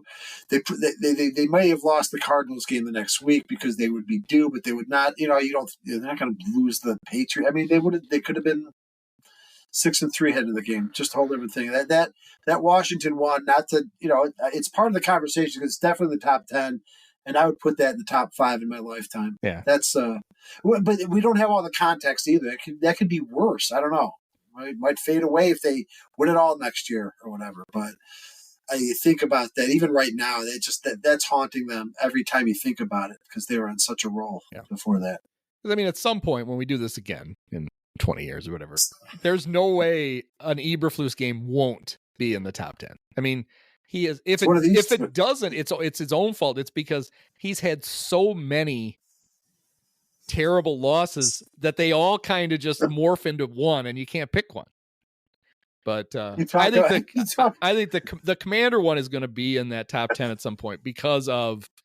For sure, it's not 10. Just the Hail Mary; it's the giving the ball to Doug Kramer at the goal line. And it's the whole series. I mean, that's when you think about some of these games. It's like all this regrettable moments. Even Tony Romo is like, he's just talking very matter of factly about, well, no, you're not close enough yet for the Hail Mary. So you need to throw a quick out. And Caleb trying to get the defense to come up to cover and they're not paying any attention because, they're not covering. Well, and the more infuriating was right before the half, they did do it. I know. They took that away before the half. And then at the end of the game, they didn't do it. And it's Super Bowl. I told you I was watching it with my brother and invited me over while it was going on, literally, because I'm like, you're thinking it's going to be over, but please make this play end. And while it's going on, he's like, why is he spying? Like in the middle of the play, like before is even the conversion is like, why? Who was it? Edwards? It was TJ Edwards. It didn't make any sense. There is no. You want him to inspired. Run. It's not. Flush him out. Yeah, he's not going to run 60 yards. For a touchdown. So it was an entire clown car of sequences that conspired. Then you're only playing with 10 defenders because you got one guy waving at the crowd. And then he runs in and fucks it all up. He actually knocks. He's supposed to be on the guy who catches the ball, and he knocks the ball to him. Right. He did. Yeah. And then of course the fact that Eberflus had the 3 timeouts in his pocket the one time they actually are economical. They had the luxury of it's burning one and then setting it up. They could, they technically could have called a timeout before the second to last play to talk about, all right, we don't want them to get into realistic Hail Mary range. And then they could have called it again just to make sure. And that's basically what Jalen Johnson was saying. Like, should you have to do that? No, but why wouldn't you do it? Why wouldn't you get everybody over and just make sure this is the last play of the game? Do we all know where we're supposed to be? That's just basic to tie coaching. Both those games together, apparently. So I didn't watch the Sunday night game. But, Harbaugh, of course, instead of settling for a field goal, goes for it and then gets a touchdown. But then also apparently called a timeout on defense when Cincinnati had a chance to tie the game. So the other thing was, and I'm hung up on the fact that last Sunday when the Bears had 4 minutes left, 19-14, 4th and 3 from the 47, everyone's like, well, no, you punt and you give it up. They had converted 2 fourth downs at that point already. They're on a roll. You win the game is the point. It's like the point. Honestly, the fact that you've lost 3 in a row, and it should free you up in that instance to be like, we're just going to win this. But people were using the Sunday night game to draw a comparison to the end of the game. But the 3:00 game with Buffalo and Kansas City, everyone liked to talk about Josh Allen scoring from 24 yards out for that to ice that game. But that was the same thing. It was a 4th down. That was analogous to Eberflus, which nobody made as much of a buzz about it. But it was a 4th down play where they could have kicked it and given it to Mahomes, but it's like, no, it's Mahomes. No. He's going to score. I know Eberflus doesn't want to admit he doesn't have trust in his defense, but like, if you have trust in your defense, fine, go for it. If you don't get it, have your defense stop him from midfield. For the Bills, that's an easy decision because they've got it worse than anybody from Mahomes. I mean, they were the 13-second game. They scored with 13 seconds to go. They're going to win, and he beats them. So they're like, there is no way. Example. Right. There is they learned the hard way. There's no way they're giving him the ball back. They're just not going to do it. And they're right. Because if you do, he'll beat you. And I just feel like Eberflus, he had any balls, do this. Not that Jordan Love is Mahomes, but like, why even give him a chance? It's not about field position. Who cares? Even if that Aussie asshole puts it at the 1, they're going to take 4 plays every series. They're not going to punt. You got to stop them on 4 plays. And even if they're at the 4 or the 50, well, they're, why give them the chance? Why just get the first down and then that's it. Yeah, and they also, like, I saw that, and I agree, this idea that when the second to last play, running the ball is probably not going to do you any good.